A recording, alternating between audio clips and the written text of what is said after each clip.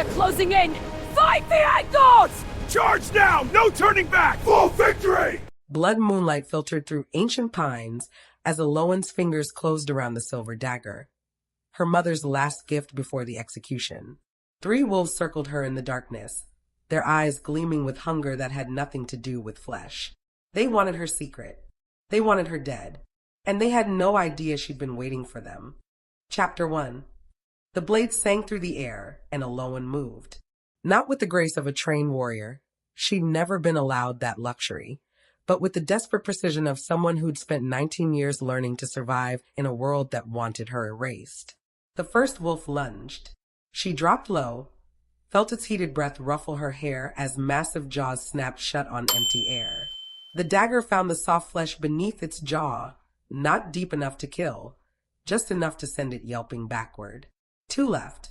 They separated, flanking her with the practiced coordination of seasoned hunters.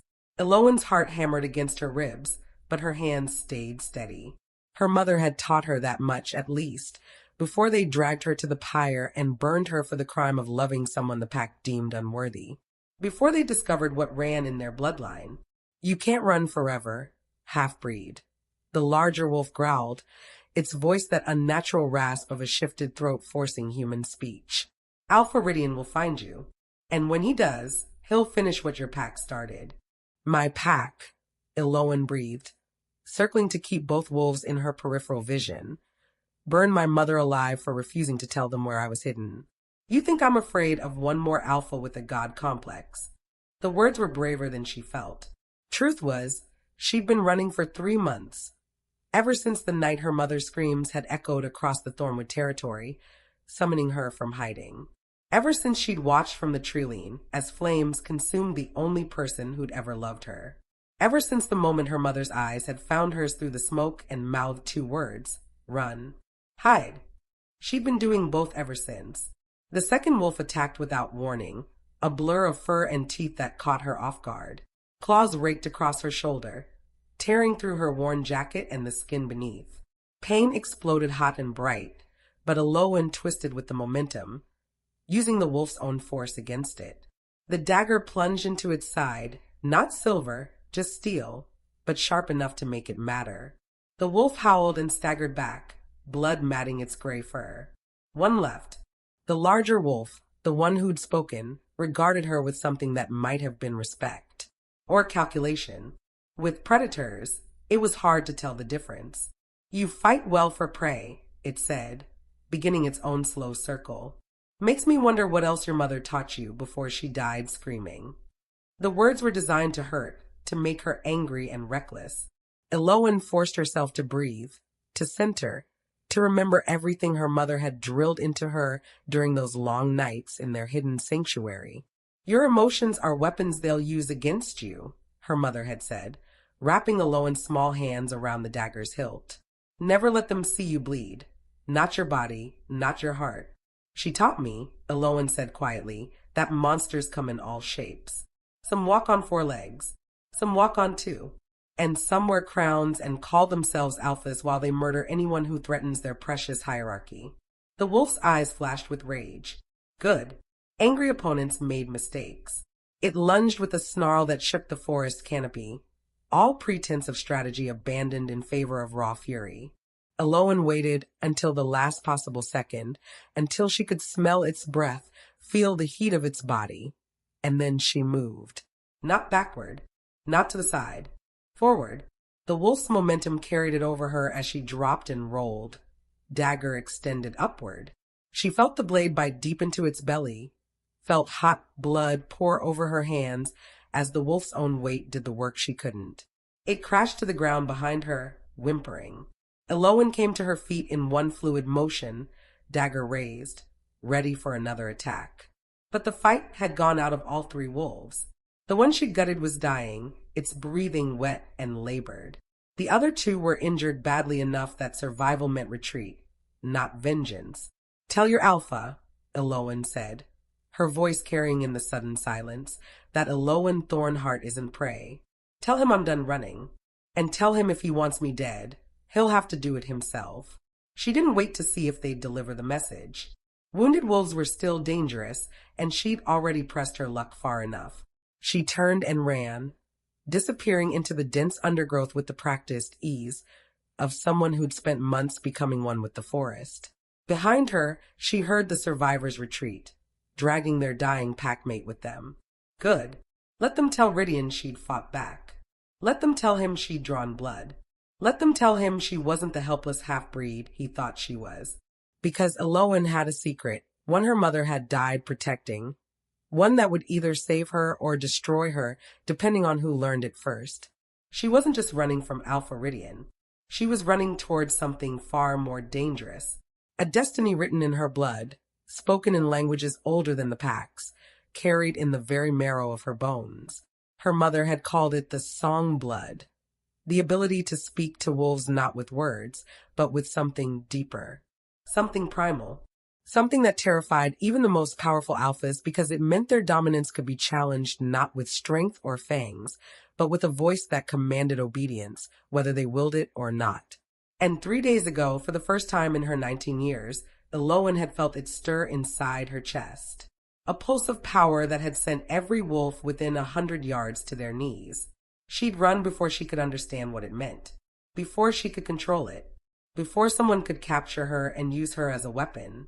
But she couldn't run forever. The forest opened into a clearing, and Elowen stopped, chest heaving, blood dripping from her shoulder. Moonlight painted everything in shades of silver and shadow. And there, at the clearing's edge, stood a man, not shifted, human-formed, but there was nothing human about the way he moved, or the way his eyes caught the light like polished coins. He was tall, broad-shouldered, with dark hair that fell past his collar, and a face that looked carved from the same stone as the mountains surrounding them. Scars traced his exposed forearms, the kind you earn from battles, not accidents.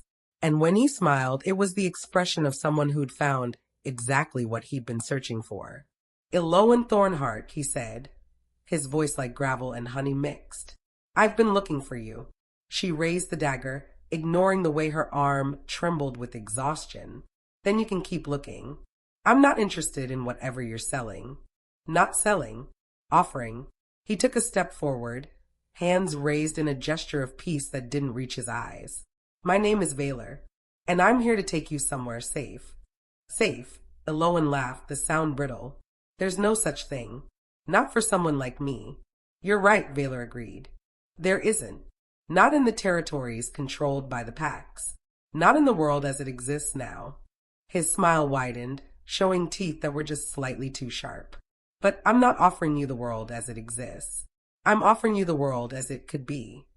"And what's that supposed to mean?" "It means," he said, taking another step closer, "that you're not the only one with song blood running through your veins. It means there's a place where people like us aren't hunted, we're trained. Where our abilities aren't crimes, they're gifts. Where the old ways haven't been completely forgotten." Elowen's heart stuttered. "You're lying." "Am I?" He tilted his head, studying her with an intensity that made her skin prickle. "Then explain how I knew exactly where to find you. Explain how I've been tracking you for 3 months without you ever sensing me. Explain how I can do this." His voice changed, not in pitch or volume, but in texture. It wrapped around her like silk, like smoke, like something alive and sentient. And despite every instinct screaming at her to resist, Elowen felt her muscles relax, her dagger lowering slightly, her breathing evening out. It was the same sensation she'd felt 3 days ago when her own power had surged. The songblood. He was like her. Valor's smile turned genuine. "There. Now you understand. You're not alone, Elowen. You've never been alone. Your mother knew it. That's why she sent you running toward us instead of away from the Packs." "Toward you." Elowen's voice came out hoarse. She never mentioned. She couldn't. "The less you knew, the safer you were." He lowered his hands, his voice returning to normal. "But now that Rydian knows what you are, now that you've revealed yourself, safety doesn't matter anymore. Only survival. Only choose which side you'll fight for when the war comes." "What war?" "The one that's been brewing for 500 years. The one between those who want to bury the song blood forever and those who want to reclaim what was stolen from us." Valor extended his hand. "Come with me. Let me take you to the Vale. Let me show you that there's more to your heritage than running and hiding and waiting to be murdered. Elowen stared at his outstretched hand, her mind racing. Every instinct told her not to trust him.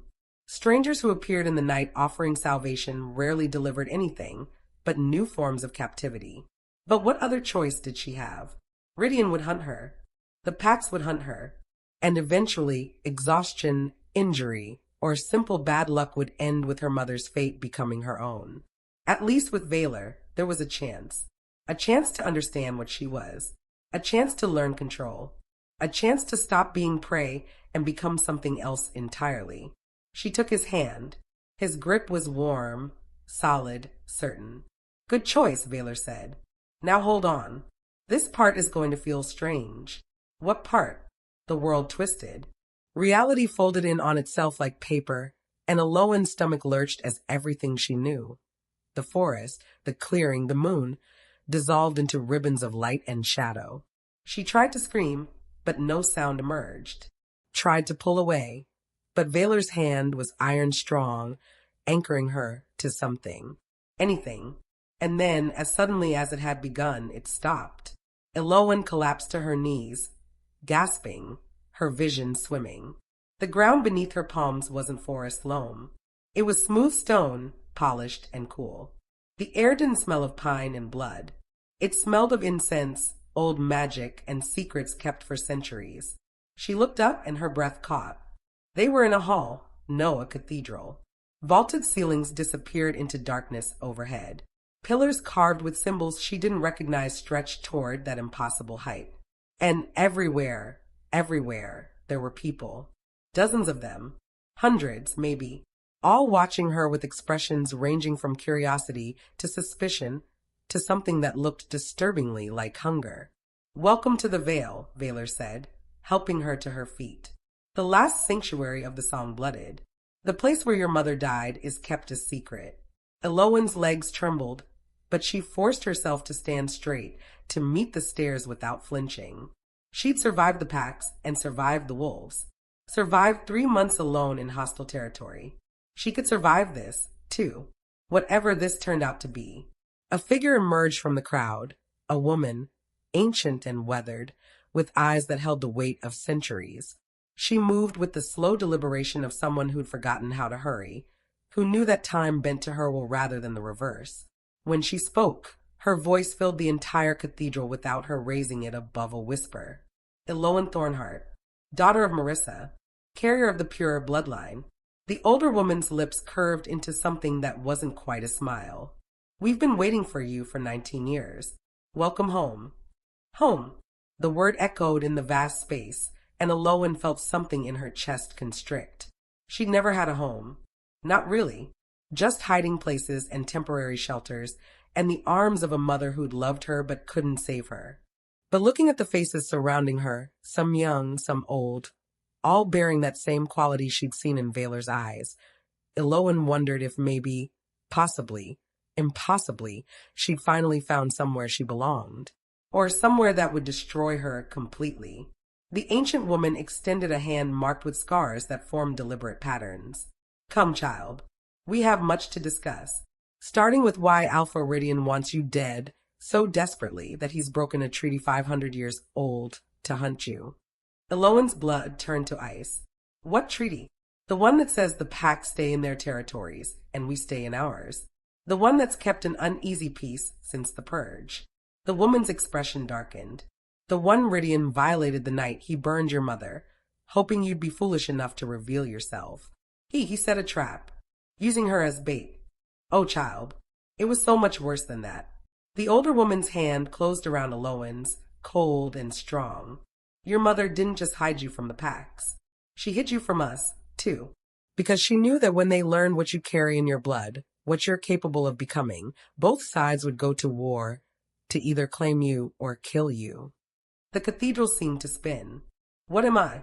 The first pure-blood Psalm-born in 3 generations. The first with the potential to do what hasn't been done since the Age of Legends. The woman smiled, and this time it reached her eyes, making her look simultaneously kind and terrifying. The first who might be able to end the war between wolves and song-blooded once and for all. By bringing peace, by becoming powerful enough that neither side dares oppose you. Elowen's knees buckled, but Valor caught her, his arms steady around her waist. Easy, he murmured. Breathe. You're safe here. But as Elowen looked at the hundreds of faces watching her with expectation and ambition and barely concealed desperation, she understood with perfect clarity that safe was the last thing she'd ever be again. Her mother had died to protect her. Now, Elowen would have to become someone worth dying for, or become someone worth killing to prevent. The choice, she realized, might not be hers to make. Chapter 2. The chamber they brought her to was nothing like Elowen had imagined. She'd expected a cell, stone walls, iron bars, the kind of place where valuable prisoners were kept secure. Instead, she found herself in a room that belonged in a palace, not a sanctuary. Tapestries the color of deep water hung from walls carved with the same mysterious symbols she'd seen in the cathedral. A bed piled with furs dominated one corner, and a basin of steaming water sat on a carved wooden stand, as if someone had known exactly when she'd arrive. This is where you'll stay while you're with us, Valor said, setting a bundle of clean clothes on the bed. The Vale has many levels, but this is the residence quarter. You're free to move about during daylight hours, but I'd advise against wandering at night. Not everyone here is as welcoming as they appeared in the cathedral. Elowen touched one of the tapestries, feeling the quality of the weaving beneath her fingertips. Why? If we're all song-blooded, shouldn't we be allies? Should be, yes. Are they? That's more complicated. Valor leaned against the doorframe, his arms crossed. The Vale isn't just one unified group, Elowen. It's dozens of bloodlines, each with its own histories, its own grudges, its own ideas about what the song-blooded should become. Some want to reclaim the old ways, where we ruled over the packs. Others want peaceful coexistence. And some, he paused, his expression darkening. Some want to erase the wolves. Genocide, Elowen whispered. They call it justice. Payback for the purge, when the packs nearly destroyed us. He pushed off from the doorframe. The woman you met in the cathedral, her name is Airless. She's the eldest, the leader of the Vale's council. She'll want to speak with you tomorrow, after you've had a chance to rest. And Elowen, his voice softened. Whatever she offers you, whatever she promises, remember that everyone here has an agenda, including me. The honesty surprised her. What's your agenda? Valor studied her for a long moment, his expression unreadable. Survival. Same as yours. The difference is, I've been doing it a lot longer. He moved toward the door, then stopped. There's food on the table, and the water in the basin won't cool for hours, old magic. Get some sleep. Tomorrow, your real education begins. He left before she could ask what he meant. Elowen waited until his footsteps faded, then immediately went to the door. She tested the handle, half expecting it to be locked. It opened smoothly, revealing a corridor lit by those same floating orbs of light she'd glimpsed in the cathedral. No guards, no locks. Either they trusted her, or they were confident she couldn't escape. Given what she'd seen of the Vale so far, she suspected the latter.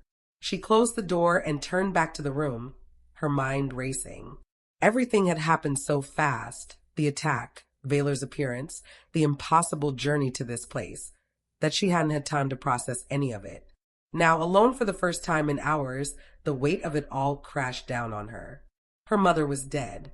The packs were hunting her.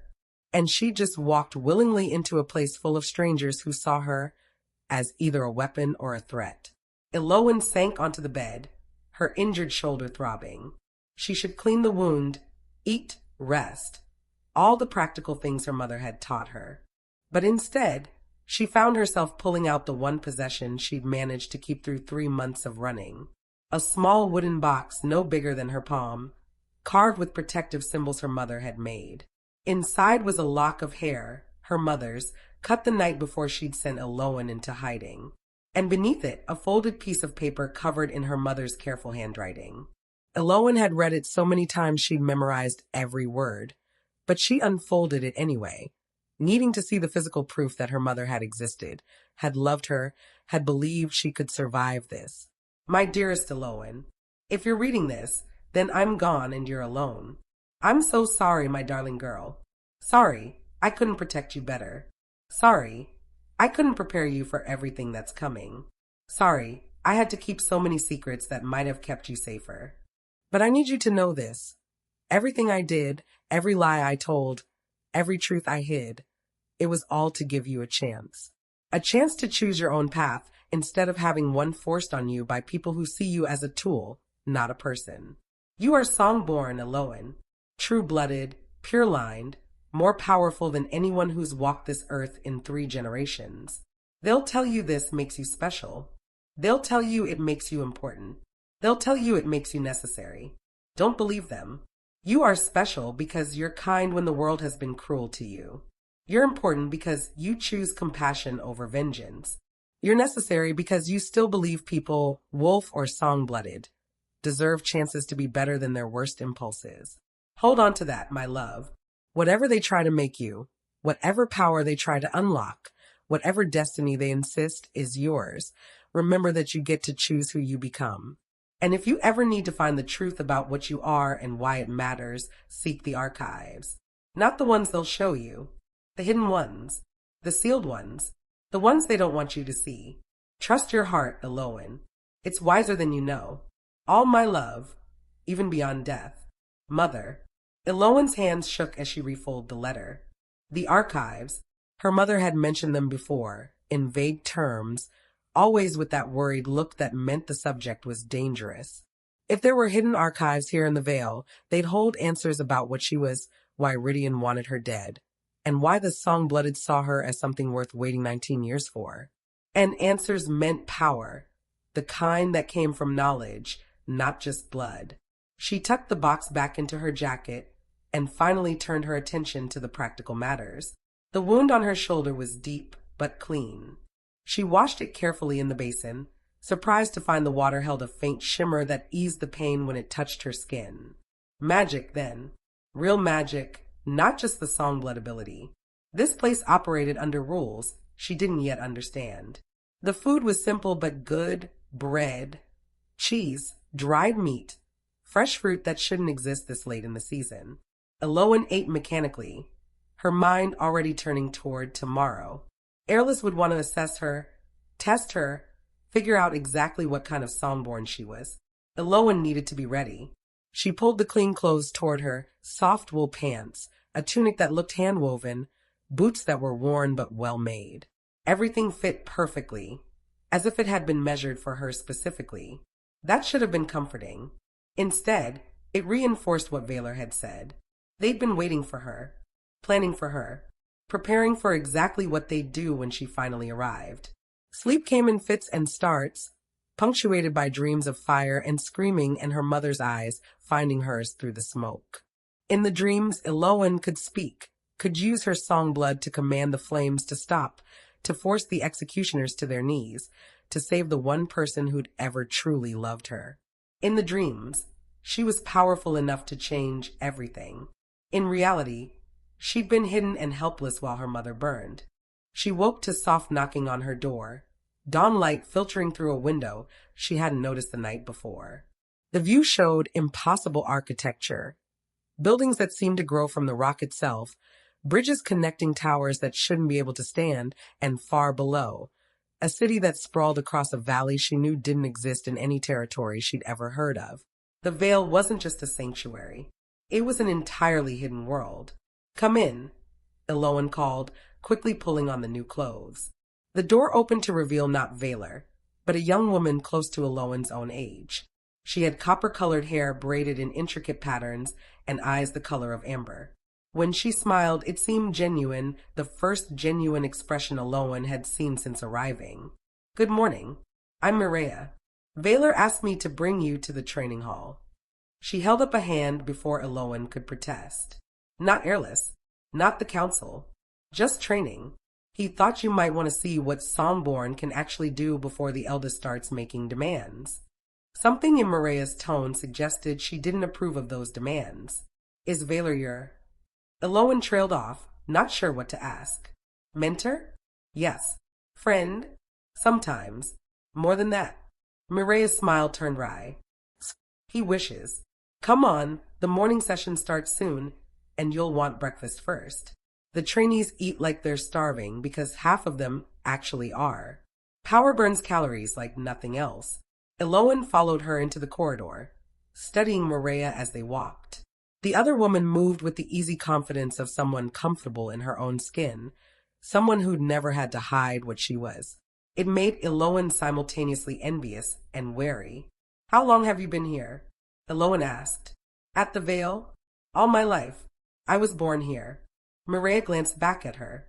You're the first outsider I've met who wasn't brought here as a child. Must be strange, seeing all this for the first time. Strange is one word for it. They descended through corridors that seemed to shift and change when Elowen wasn't looking directly at them, until finally emerging into a massive hall that took her breath away. It was easily the size of the cathedral, but instead of space, it was filled with activity. Dozens of people, some young, some old, all ages between, practiced in marked sections of the floor. In one area, a group stood in a circle, their mouths moving in perfect synchronization, as a stone at the center of their formation began to levitate. In another, two individuals faced each other, speaking words that made the air between them ripple and distort. And in the far corner, a solitary figure stood before what looked like a wolf made of shadow and smoke, commanding it through increasingly complex movements. The training hall, Mireya said, pride clear in her voice, where we learn to harness our song blood properly, control it, shape it, make it serve us instead of the other way around. That wolf. Elowen stared at the shadow creature. Is it real? Real enough to tear your throat out if you lose control, but not alive enough to feel guilty about it. It's a construct, magic given form through song, useful for practice without risking actual death. Mireya led her toward a table laden with food. Grab something to eat. Valor will want to assess your baseline before they let you anywhere near the constructs. Elowen filled a plate, her eyes never leaving the training floor. These people wielded their song blood like she wielded her dagger, with practice, precision, purpose. They weren't hiding, running, or terrified of what they could do. They were magnificent. Impressive, isn't it? Valor's voice came from behind her. Took me 3 months before I could make a construct hold shape for more than a few seconds. These days, I can maintain one for hours. Elowen turned to face him. In the morning light, he looked younger than she'd thought. Maybe 25, maybe 30. The scars on his arms told stories of violence survived, but his eyes held something else. Something that looked almost like hope. How does it work? She asked. The song blood. Everyone talks about it like I should already understand. But my mother, she never had a chance to teach me. Valor's expression softened. Then let's fix that. Come with me. He led her to an empty section of the training hall, gesturing for her to sit on the floor across from him. The song blood isn't magic, not exactly. It's more like a frequency. Everything living has a resonance, a vibration unique to it. Wolves, humans, even plants and stones, they all sing their own songs. I don't hear anything, Elowen said. Not yet. But you will. He closed his eyes. Stop trying to listen with your ears. Listen with your blood. With your bones. With the part of you that recognized my song last night in the forest. Elowen closed her eyes, feeling foolish. But she tried, reaching for that sensation she'd felt when her power had first surged. That pulse of something vast and ancient stirring in her chest. And there, faint, so faint she almost missed it. A hum. Not sound, not quite, but something she felt rather than heard, like standing next to a massive bell after it had been struck, feeling the vibration in your teeth and bones. I feel it, she whispered. Good. Now, focus on just one thing. This stone. Valor placed a smooth river rock on the floor between them. Feel for its song. Find its unique resonance. Elowen concentrated, and gradually, the general hum separated into individual threads. The stone song was slow, deep, patient, the sound of mountains growing and rivers carving their patient paths. Now, Valor said, his voice careful, match its frequency. Sing with it. not out loud inside. Let your song blood harmonize with the stone's essence. She tried, reached for that deep, slow vibration, and tried to mirror it with whatever part of her generated the song blood. For a moment, nothing happened. Then the stone twitched.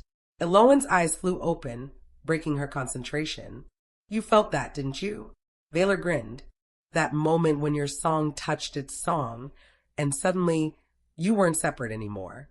You were connected, and through that connection you could influence it. That's how you command wolves, Elowen said, understanding dawning. You match their frequency, harmonize with them, and then you can guide them the way you'd guide your own hand. Not forcing, not controlling, just extending your will through the connection. He picked up the stone. With practice, you can do it instantly. Match frequencies so fast it seems like magic. Command so smoothly the wolves don't even realize they're being influenced until it's done. But last night, with those wolves who attacked me, I didn't harmonize with them. I just pushed. Valor's expression turned serious. That's called a forced song. It's crude, powerful, and dangerous. Instead of harmonizing, you overwhelm their frequency with yours. It works, but it damages them. Damages you, too, if you're not careful. Think of it like shouting so loud you rupture your own throat. Is that what I did 3 days ago? When I made every wolf nearby kneel? Probably. And if you'd held it longer, you might have killed them all, and yourself in the process. He stood, offering her a hand up. That's why you're here, Elowen. To learn control. To understand the difference between using your song blood and being used by it. Before she could respond, a commotion near the hall's entrance drew everyone's attention. Guards in leather armor, marked with the same symbols as the tapestries, strode in, surrounding someone. No, not someone. Multiple someones.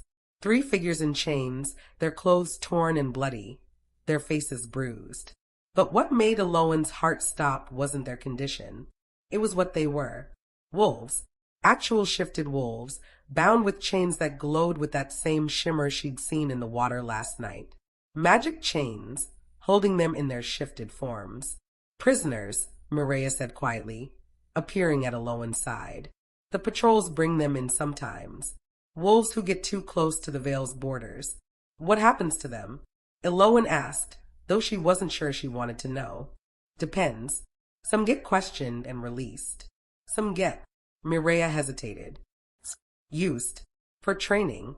For experiments. For whatever the council decides is necessary. The largest wolf, a massive black beast with one eye scarred shut, lifted its head and looked directly at Elowen. Their eyes met, and in that instant she felt it. Its song, not just the resonance, but the emotion behind it.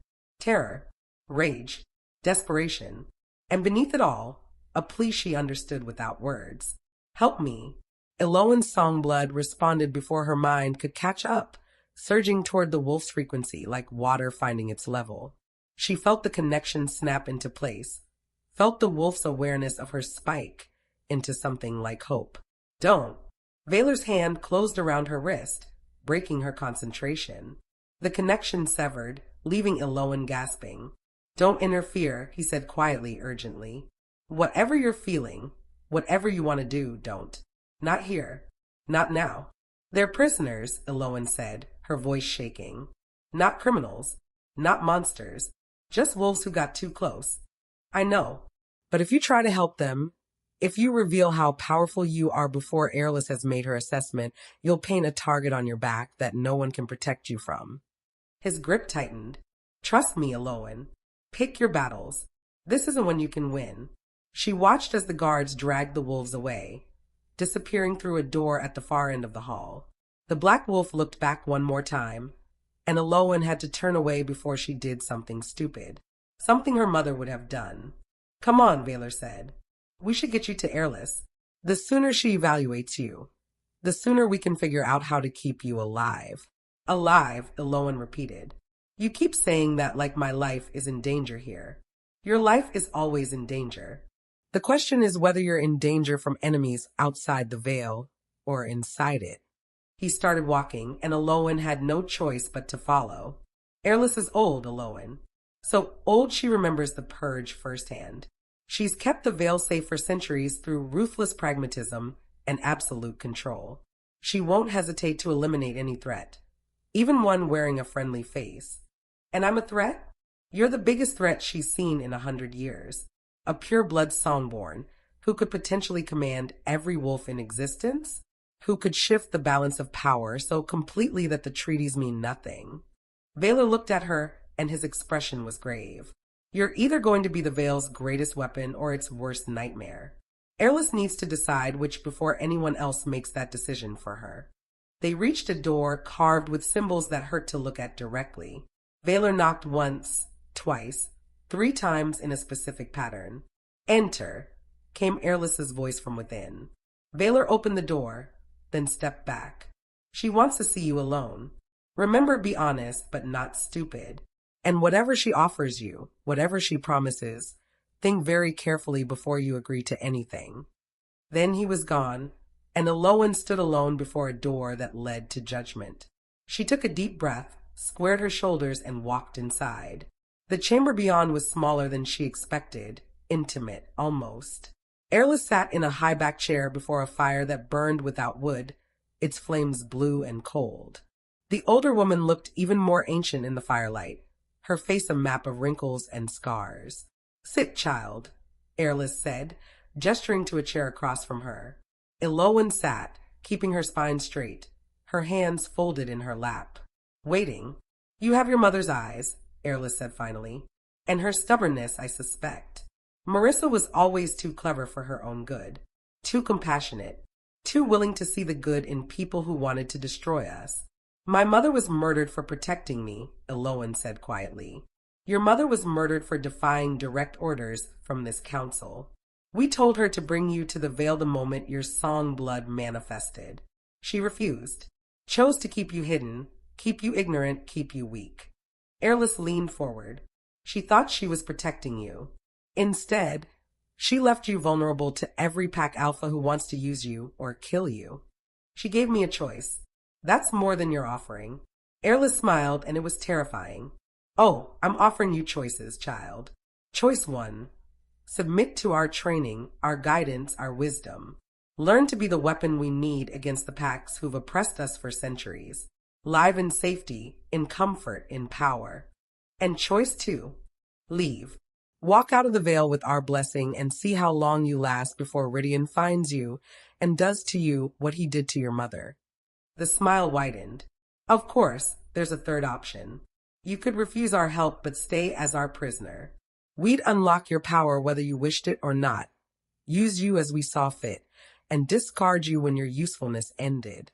That's not a choice. That's a threat. That's reality." Airless stood, moving to the fire.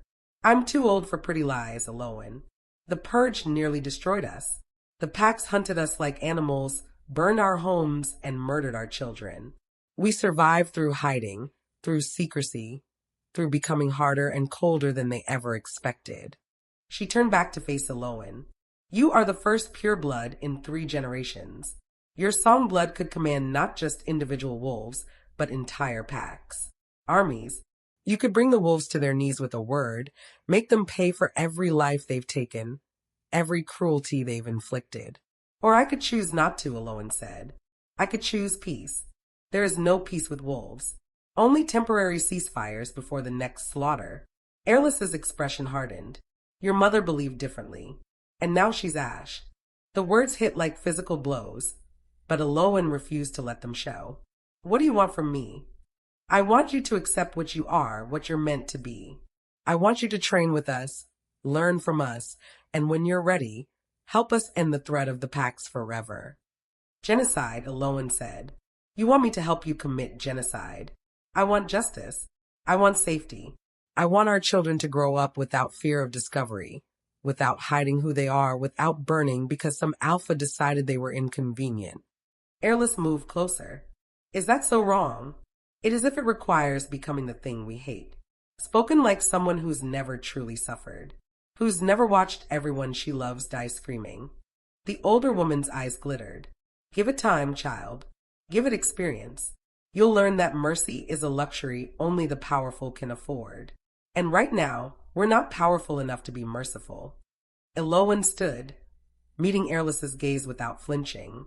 My mother taught me that power without compassion is just cruelty with better weapons. I'll train, I'll learn, but I won't be your weapon, and I won't help you start a war that'll kill innocents on both sides. Then you're a fool who'll die young. Maybe, but I'll die as myself, not as someone's tool. The silence that followed was heavy enough to suffocate. Finally, Airless laughed, a sound like dry leaves crackling. You're braver than your mother. Or stupider. Time will tell which. She returned to her chair. Very well. Train with Valor. Learn control. And when reality breaks your idealism into pieces, come back to me. I'll be waiting. It was a dismissal. Elowen left the chamber, her heart pounding, and found Valor waiting in the corridor. How bad? He asked. She wants me to help her destroy the packs. And you said, no. Valor's expression shifted through several emotions before landing on something like respect. You know she'll try to change your mind. Use every lever she can find. Fear, anger, grief. I know. Elowen looked back at the closed door. But my mother died so I could choose my own path. I'm not going to honor her memory by becoming exactly what she was trying to prevent. What's that? A weapon who forgot she was a person first. Valor studied her for a long moment, then nodded. Come on. If you're going to defy the eldest, you'll need to be strong enough to back it up. Let's see if we can unlock your song blood properly before someone decides to unlock it for you. As they walked back toward the training hall, Elowen couldn't shake the image of those 3 wolves in chains, or the feeling that accepting Valor's help meant stepping onto a path with no clear destination. Only the certainty that wherever it led, nothing would ever be simple again. Chapter 3. Training with Valor was nothing like Elowen had imagined. She'd expected lessons in the training hall, surrounded by other song-blooded, learning alongside people her own age. Instead, Valor led her deep into the Vale's lower levels, through corridors that grew progressively darker and colder, until they reached a chamber sealed with a door covered in warning symbols. What is this place? Elowen asked, her breath misting in the frigid air. Somewhere Airless doesn't monitor. Somewhere we can speak freely and train without an audience reporting every word back to the council. Valor pressed his palm against the door, and Elowen felt a pulse of song blood, his frequency unlocking whatever magic sealed the entrance. The door swung open with a groan of ancient hinges. Inside was a room that looked like it hadn't been used in decades. Dust covered every surface, and the air tasted stale. But along the walls, Elowen could see shelves lined with books, scrolls, objects wrapped in cloth that emanated a faint, unsettling hum. This was my mentor's private study, Valor said, lighting candles with a word that made fire spring from nothing. She was killed 7 years ago for asking too many questions about the council's true purpose. Before she died, she gave me the key to this place and told me to find the truth for myself. What truth? Valor moved to one of the shelves and pulled down a leather-bound journal, its pages yellowed with age. The truth about what song-blooded really are. What we were before the purge, and what Airless is trying to turn us into. He opened the journal to a page marked with a faded ribbon. The writing was cramped and frantic, as if whoever wrote it were racing against time. Read this, he said, handing it to her. Elowen, read. The council's official history claims we were once rulers, that wolves served us willingly, that the purge was unprovoked genocide born of jealousy and fear. But I've found fragments of older texts, records hidden so deep that even Airless may not know they exist. The truth is far more complicated. Song-blooded and wolves were never meant to be separate species. We were created together, 2 halves of a whole. The songblood was meant to harmonize with the wolf's nature, creating balance. Where wolves were instinct and strength, we were reason and restraint. Where we were fragile and mortal, they were powerful and enduring. Together, we were meant to be something greater than the sum of our parts. But power corrupts, and some among the early song-blooded discovered they could use their abilities not to harmonize, but to dominate. They learned for song, the ability to overwhelm a wolf's will entirely, turning sentient beings into puppets. The wolves rebelled, and who could blame them? The purge wasn't genocide. It was a revolution. It was slaves breaking their chains. What happened after? The slaughter of innocents, the burning of children, the destruction of everyone who carried song blood regardless of their guilt. That was genocide. That was when the wolves became the very monsters they'd fought against. Both sides have blood on their hands. Both sides have committed atrocities they've rewritten as heroism. And now, centuries later, the council wants to repeat history. They're training the next generation not to harmonize, but to conquer. Not to seek balance, but to take vengeance. If someone doesn't stop them, we'll have another purge. Except this time, the song-blooded will be the ones doing the burning. Elowen's hands trembled as she finished reading. She looked up at Valor, seeing the weight of this knowledge reflected in his eyes. Your mentor wrote this? Her name was Sylwen. She was the kindest person I ever knew. She taught me that songblood was a gift meant for connection, not control. His voice was thick with grief. When she started questioning the council's methods, when she tried to share what she'd learned with other teachers, Airless declared her a traitor. She was executed in front of the entire Vale as a warning. What was the warning? That curiosity is dangerous. That questioning authority is treason. That the council's version of history is the only acceptable truth. Valor took the journal back, cradling it like something precious. I've been hiding ever since, pretending to be a loyal soldier while secretly teaching students the old ways, harmonizing instead of dominating. And now you're here, and Airless sees you as the weapon she's been waiting for. Elowen sank into a dusty chair, her mind reeling. The wolves in chains this morning. The prisoners.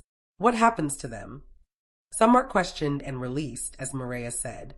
But most, Valor's expression darkened. Most are kept in the lower cells and used for practice. Students learn to force song on them, breaking their wills over and over until the wolves are empty shells. Then they're discarded. Nausea rolled through Elowen's stomach. That's torture. That's training. At least, that's what the council calls it. He moved to another shelf, pulling down a smaller book. Sylwen believed there was another way. She'd found references to something called the bonding, an ancient practice where song-blooded and wolves would choose to link their frequencies permanently, creating a partnership instead of a hierarchy. Like what? Elowen asked. Marriage. Deeper than marriage. The bonding didn't just connect two people. It created a resonance between song-blood and wolf nature that amplified both, made the song-blooded stronger, and gave the wolves access to abilities they couldn't reach alone. It was supposed to be the foundation of the old alliance, before everything went wrong. He opened the smaller book, revealing diagrams of intertwined symbols and detailed instructions written in a language Elowen didn't recognize. Sylwen spent her life trying to prove the bonding could still work, that song-blooded and wolves didn't have to be enemies. She believed if she could demonstrate it, show the council there was another path. They killed her before she could try. No. Valor's voice dropped to barely a whisper. They killed her because she succeeded. The words hung in the cold air like frost. What? Sylwen found a wolf willing to attempt the bonding. A female named Kaylee's, who'd been injured by hunters and stumbled onto Vale territory. Instead of turning her over to the council, Sylwen hid her here, in this chamber, and spent months preparing for the ritual. Valor's hands shook as he turned pages, finding an entry near the book's end. She wrote about it, about how the bonding created a connection so profound that it changed them both. Sylwen gained the ability to partially shift, something no pure song-blooded had done in centuries. And Kaylee's developed the capacity to use rudimentary song, able to communicate across vast distances. What happened to them? Someone betrayed them, told the council what Sylwen was attempting. Airless declared the bonding a perversion of songblood purity and ordered both of them executed. His voice cracked. I watched Sylwen die, Elowen. Watched them burn her the same way they burned your mother. And I was too weak, too scared to stop them. Elowen stood and moved to his side, placing a hand on his shoulder. You were one person against an entire council. You would have died too. Maybe I should have. Maybe dying with her would have been better than living as a coward. You're not a coward. You've been keeping her work alive, teaching her methods, preparing for the moment when someone could actually challenge the council's authority. She squeezed his shoulder. You've been waiting for me. Valor looked at her, his eyes red-rimmed. I've been waiting for someone strong enough to do what needs to be done. Someone who could learn the old ways and prove them viable. Someone who could show both song-blooded and wolves that another path exists. By attempting the bonding myself. It's dangerous, Elowen. The ritual requires perfect synchronization between frequencies. If it fails, it could kill you both, burn you out from the inside, as your songs tear each other apart. But if it succeeds, you become proof that everything the council believes is wrong. You become evidence that song-blooded and wolves can be partners, not enemies. He gripped her hand. But you need a wolf willing to try. Willing to risk death on the possibility of something better. And finding one who'd trust a song-blooded after centuries of hatred. The black wolf, Elowen interrupted. The one from this morning. The one who looked at me. Valor's expression shifted to alarm. The prisoner? Elowen, even if you could reach him, even if you could convince him to attempt something this insane, the council would never allow it. Prisoners are considered property of the Veil. Then I'll have to convince him before the council knows what I'm planning.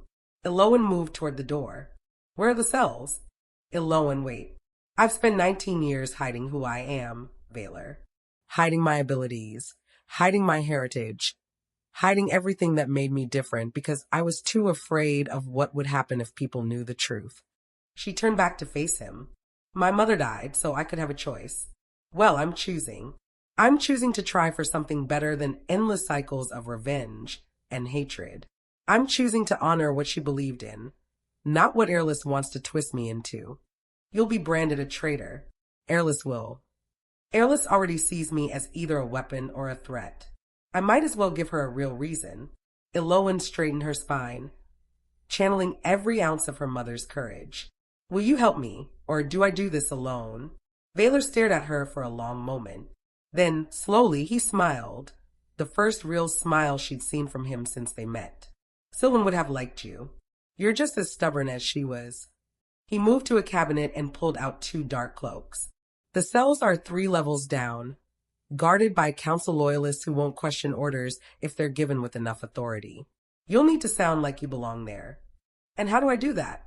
By using your song blood the way Airless wants you to command obedience through overwhelming force. He handed her a cloak. I know it goes against everything you believe, but those guards won't let you pass otherwise. Sometimes, to change the system, you have to use the system's own tools against it. Elowen took the cloak, understanding the compromise he was asking her to make. To save a wolf, she'd have to dominate other people's wills. To prove Songblood didn't require cruelty, she'd have to be temporarily cruel. My mother wouldn't approve, she said quietly. Your mother would understand that survival sometimes requires compromise, and that temporary compromise isn't the same as permanent corruption. Valor pulled his own cloak on. Come on. The night shift changes in an hour. That's our window. They extinguished the candles and sealed the chamber behind them, descending through levels of the veil that grew progressively more oppressive. The beautiful architecture of the upper levels gave way to raw stone and iron.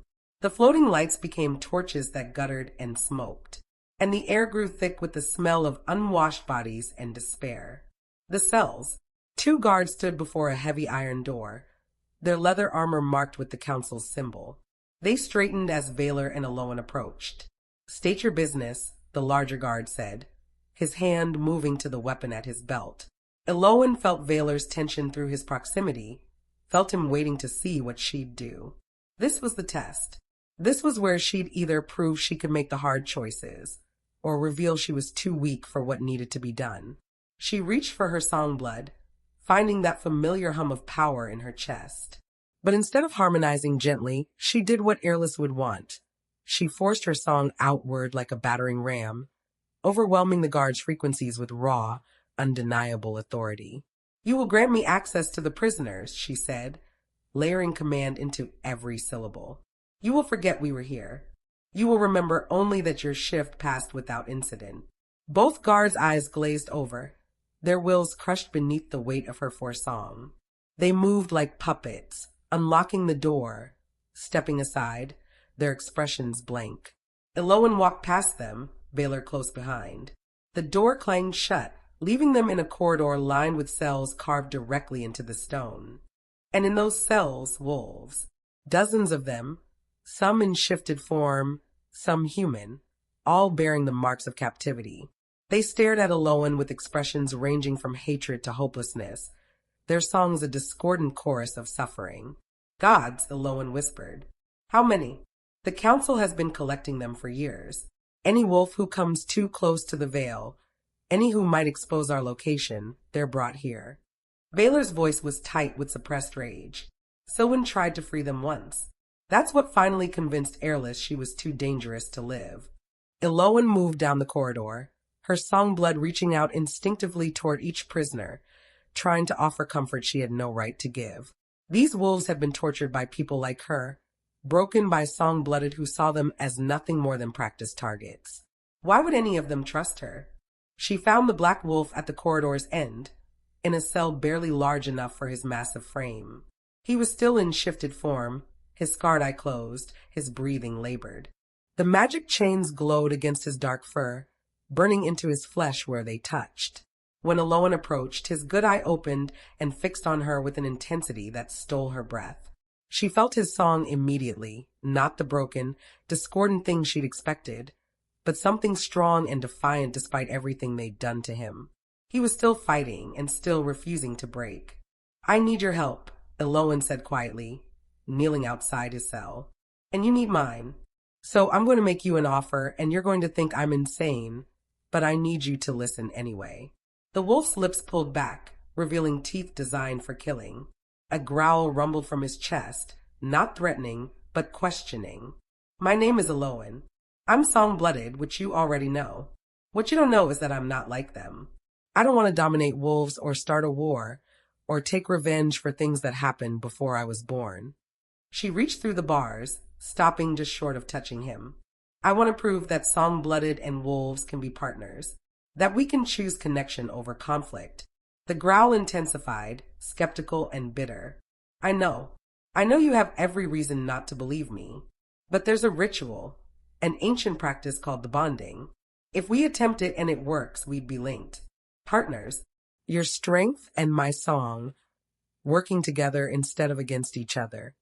The wolf shifted, bones cracking as he forced himself partway to human form, enough to speak, though the words came out mangled by his still-shifted throat. Why should I trust you? Because I'm offering you a choice instead of a command. Because I'm asking instead of forcing. Because Elowen met his scarred gaze directly. Because I saw you this morning, and when you asked for help, my first instinct was to free you. Not use you. Free you. The wolf finished shifting, becoming a man who looked to be in his early 30s, his body covered in both old and fresh scars. Despite the chains, the cell, and the pain, he radiated a fierce dignity that made Elowen's chest ache. I'm Lorcan, he said, his voice rough from disuse, former beta of the Shadowpine Pack. I was captured 2 months ago while tracking rogue hunters near the Vale's borders. He rattled the chains. Your people have been teaching their young how to break minds, using mine as practice. Why in the hells would I link myself to one of you permanently?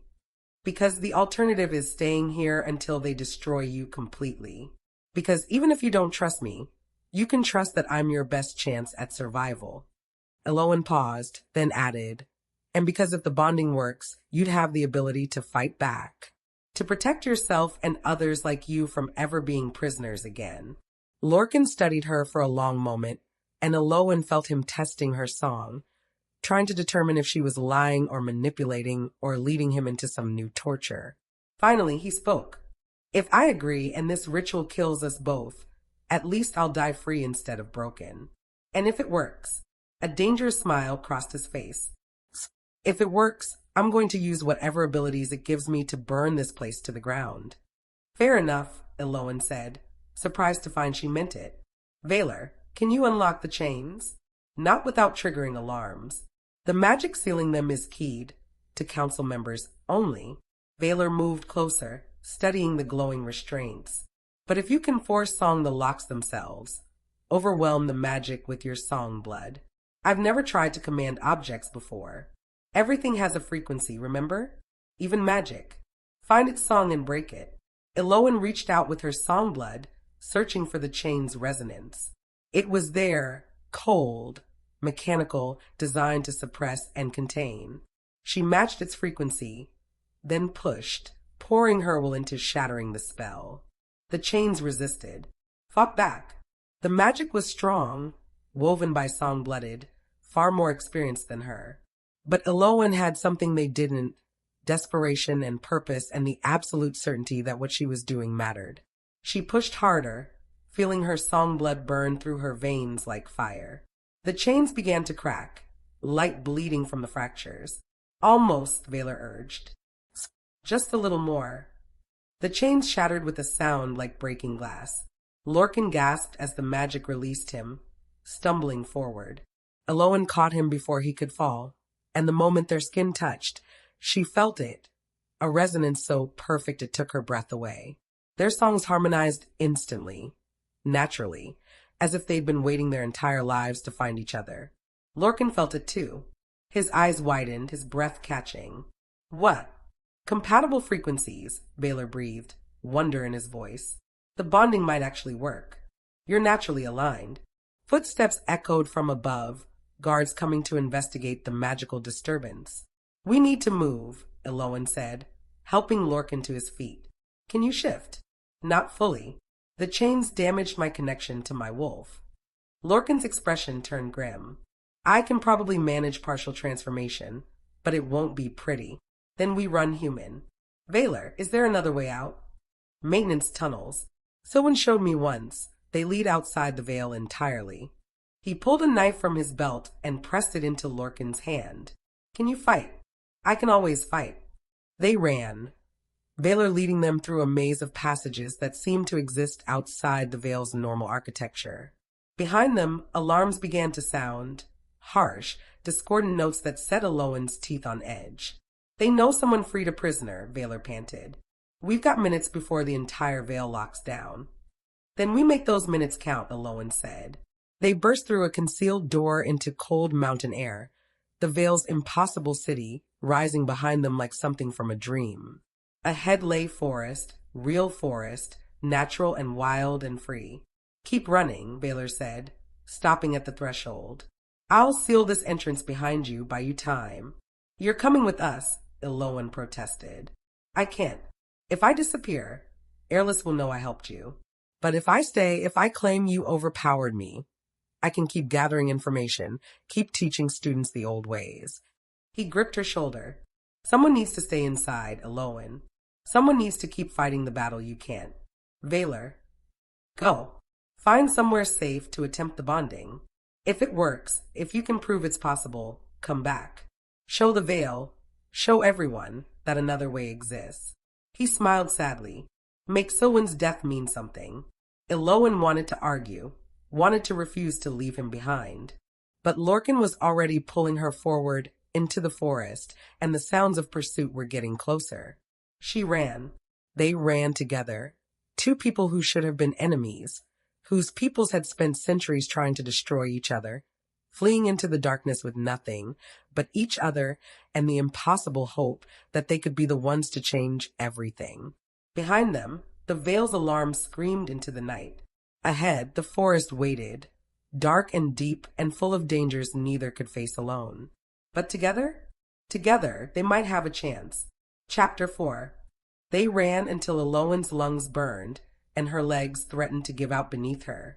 Lorcan moved beside her with the fluid grace of someone born to the forest, even injured and weakened as he was. He guided her through terrain that would have broken her ankles in the dark, his hand steady on her elbow when she stumbled, his presence a constant reassurance that she wasn't alone.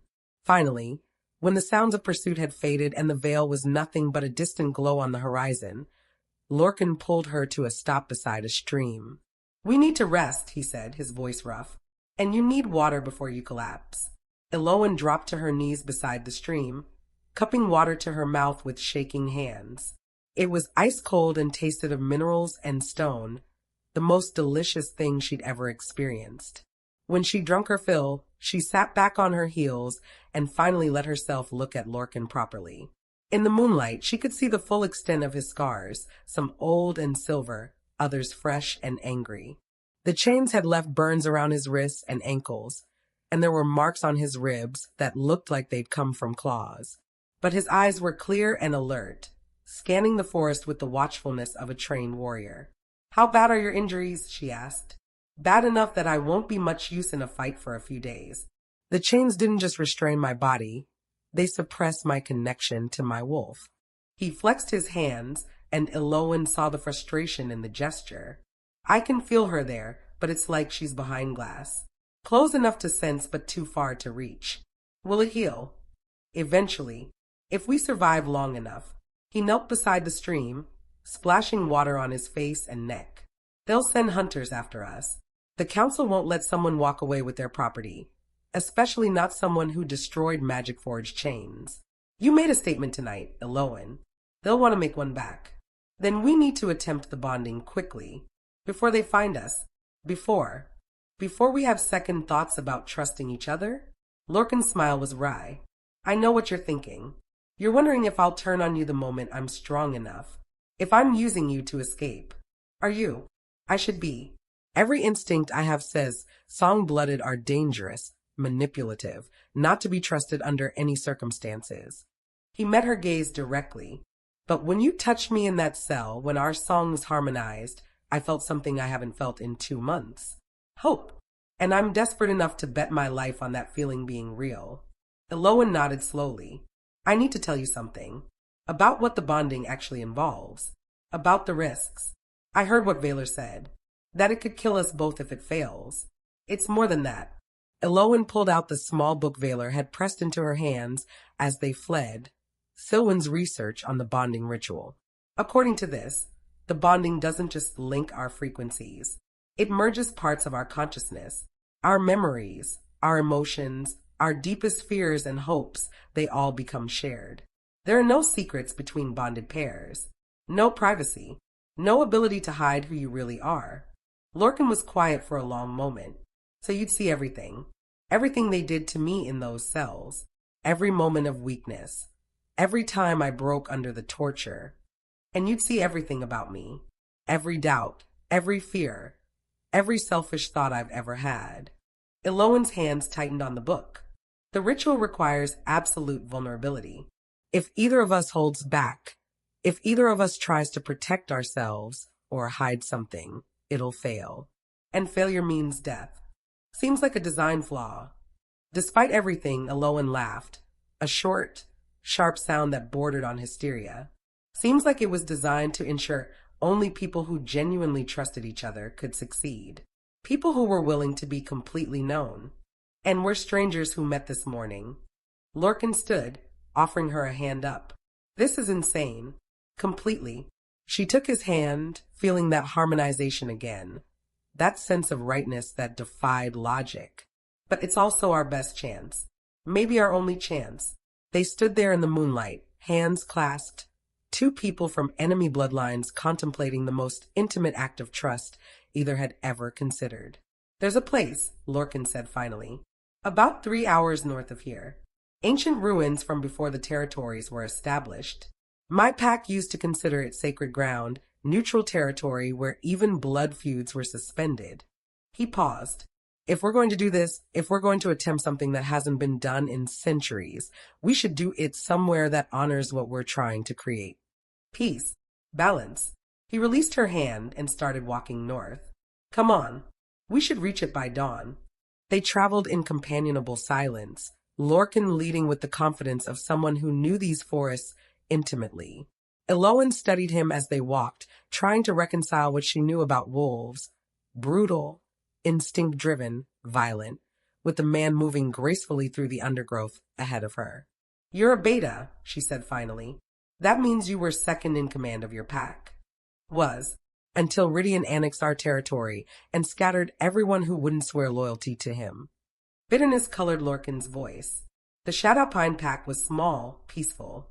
We focused on coexistence with the nearby human settlements, trading and protecting rather than dominating. Rydian considered us weak. Soft. What happened to your alpha?" "Killed in the initial attack." Rydian challenged him publicly, making it a formal duel so no one could claim murder. Then he ripped my alpha's throat out in front of the entire pack, and declared anyone who didn't submit would share his fate. Lorcan's hands clenched into fists. Half the pack submitted. The other half scattered. I tried to hold us together, tried to find allies who'd help us reclaim our territory. But the other pack saw you as a liability. A target Rydian had already marked. Exactly. So I was hunting alone when I stumbled onto the Vale's borders. I thought maybe if I could find the legendary song-blooded sanctuary, I could offer information in exchange for asylum, or at least a quick death. He glanced back at her. Instead, I got 2 months of torture and a crazy young woman offering to merge her soul with mine. When you put it that way, it sounds even more insane. It is insane, but insane is starting to look better than the alternatives. He stopped at the edge of a clearing, gesturing forward. We're here. The ruins were beautiful in the pre-dawn light. Circular stone columns rose from the earth like fingers reaching toward the sky, arranged in patterns that suggested intentional design rather than random decay. At the clearing center stood a raised platform carved with symbols that reminded Elowen of the one she'd seen in the Vale, but older, cruder, as if these were the originals that all others had copied. What is this place? She whispered. No one knows. It was already ancient when my ancestors first claimed these territories. Lorcan moved toward the platform, reverently. Pack legend says it was built by the first song-blooded and the first wolves, a monument to their alliance before everything went wrong.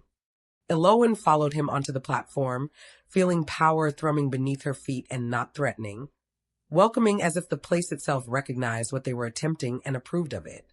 According to Silwen's notes, she said, pulling out the book, the bonding ritual has 3 stages. First, we share blood, creating a physical connection between our bodies. Second, we synchronize our songs, harmonizing our frequencies until they become one. Third, we speak vows, binding ourselves with words that can't be taken back. Simple enough. What could go wrong? Lorcan's attempt at humor fell flat. He was scared. Elowen could hear it in his voice, see it in the tension of his shoulders.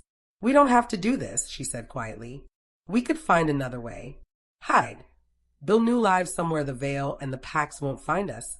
And spend every day looking over our shoulders, waiting for the moment when hiding isn't enough. Lorcan shook his head. I've been running for months, Elowen. I'm tired of it. Tired of being weak and hunted and afraid.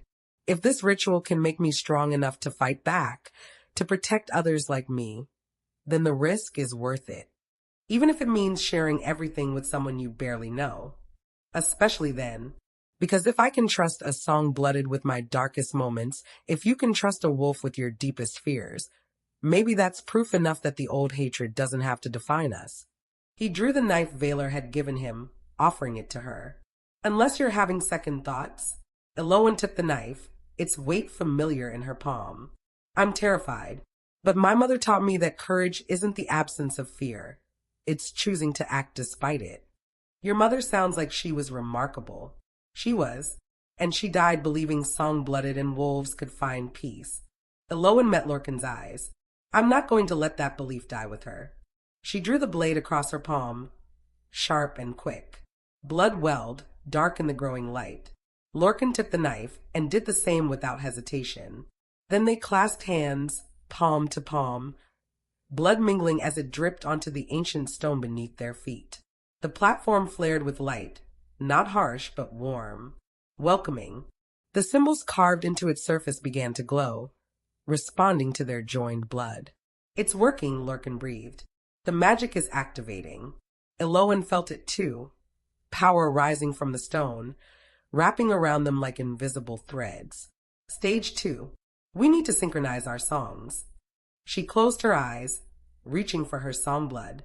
It responded instantly, that familiar hum building in her chest. But this time, instead of projecting it outward to command or control, she let it flow between them, a bridge rather than a weapon. Lorcan's song rose to meet hers, where Elowen's was clear and precise like crystal chiming. His was deep and resonant like drums in the earth. They were completely different, should have clashed, should have created discord. Instead, they wove together like complementary melodies, each enriching the other and making it more complex. Elowen gasped as the harmonization deepened, as the barrier between her consciousness and Lorcan's began to thin. She could feel him now, not just his song, but his presence.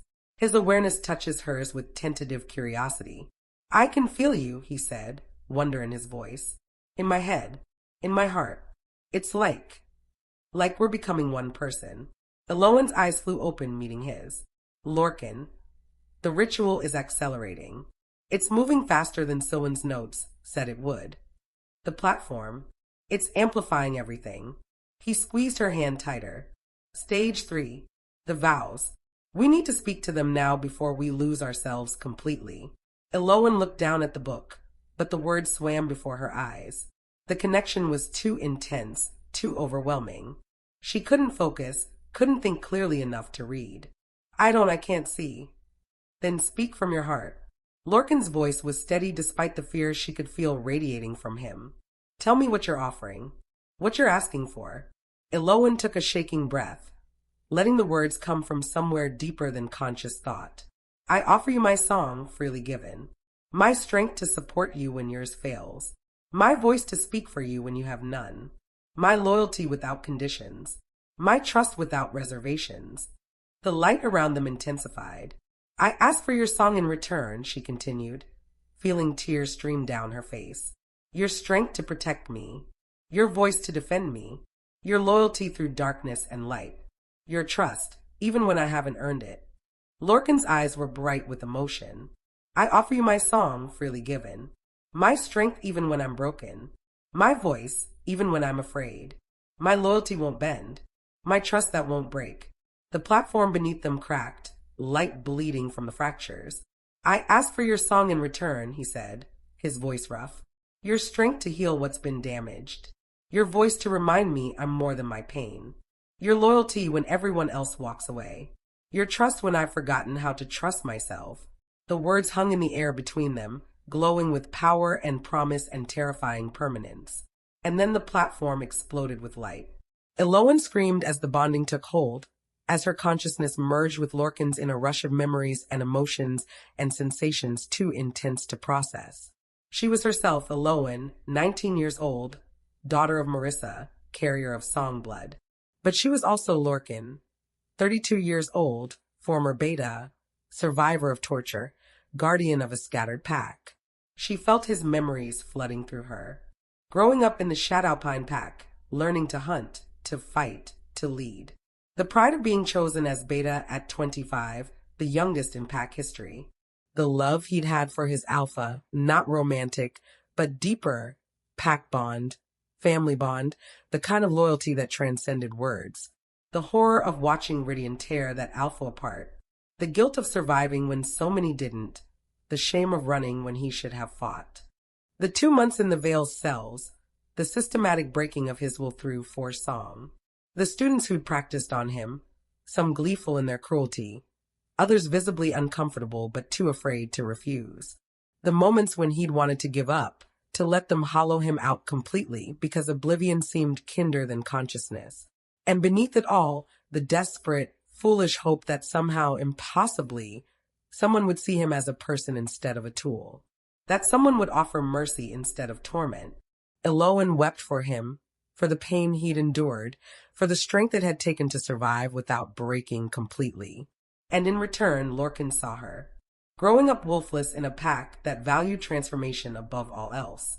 The slow erosion of her father's love, her mother's desperate attempts to protect her, her isolation from everyone except the woman who'd birthed her. The night her mother had sent her away, pressing the wooden box into her hands and whispering instructions for survival. The 3 months of running, always one step ahead of Rydian's hunters, sleeping in caves and hollow trees, and anywhere that offered temporary shelter. The moment she'd first felt her song blood surge, the terror of not understanding what it meant, the fear that she was becoming the very thing wolves had spent centuries trying to destroy. And woven through everything, the bone-deep loneliness of being different, of never quite belonging anywhere, of wondering if she'd ever find a place where she could exist without apology. Lorcan's presence wrapped around her pain like a balm, accepting it, acknowledging it, refusing to turn away from the darkest parts of her. "I see you," they said simultaneously, their voices overlapping. "And I don't turn away." The bonding completed with a pulse that radiated outward, shaking the forest, sending birds exploding from the trees in panic. And when the light finally faded, when the platforms glowed dim to nothing, Elowen and Lorcan knelt facing each other, hands still clasped, tears streaming down both their faces. But something was different. Elowen could feel Lorcan's presence in her mind, not invasive, but present. A second consciousness exists alongside her own, distinct but connected. And with that presence came abilities that shouldn't be possible. She could sense the forest around them with preternatural clarity, could hear the rustle of mice in the undergrowth, smell the approaching rain on the wind, feel the pulse of life in every tree and stone. Wolf senses, Lorcan's senses, now shared with her. And Lorcan, he gasped, his eyes going wide. "I can feel it. My wolf. She's not behind glass anymore. She's right here and he stopped, staring at his hands. She's stronger than before. So much stronger. The bonding worked," Elowen breathed. "We actually did it. More than worked. I can feel your song blood in my veins. Not like you're controlling me, but like I have access to it myself." He looked at her with wonder. "Elowen, I think I can speak song now. Not as strongly as you, but enough to—" He spoke a single word, layering it with power the way Elowen did, and a nearby rock lifted from the ground and hovered in the air. "Impossible," Elowen whispered. "Wolves can't use song blood. They don't have the frequency." "I didn't. But now we share frequencies, share abilities, share everything." Lorcan set the rock down gently. "This is what Silwen discovered. This is why the council killed her. Because the bonding doesn't just create partnership, it creates power that neither song-blooded nor wolves can achieve alone." Elowen stood on shaking legs, feeling the new strength coursing through her body. She'd always been fragile by wolf standards, human in strength and durability. But now she could feel Lorcan's resilience bolstering her, his healing capabilities already working to repair the damage from 3 months of running. "We need to test the limits," she said. "Figure out exactly what we can do. Because the Veil will send hunters and Rydian's people are probably still looking for me, and we need to be ready." A howl split the morning air. Then another, and another. A hunting pack, and they were close. Lorcan's expression hardened. "They found us faster than I expected. Elowen, can you tell how many?"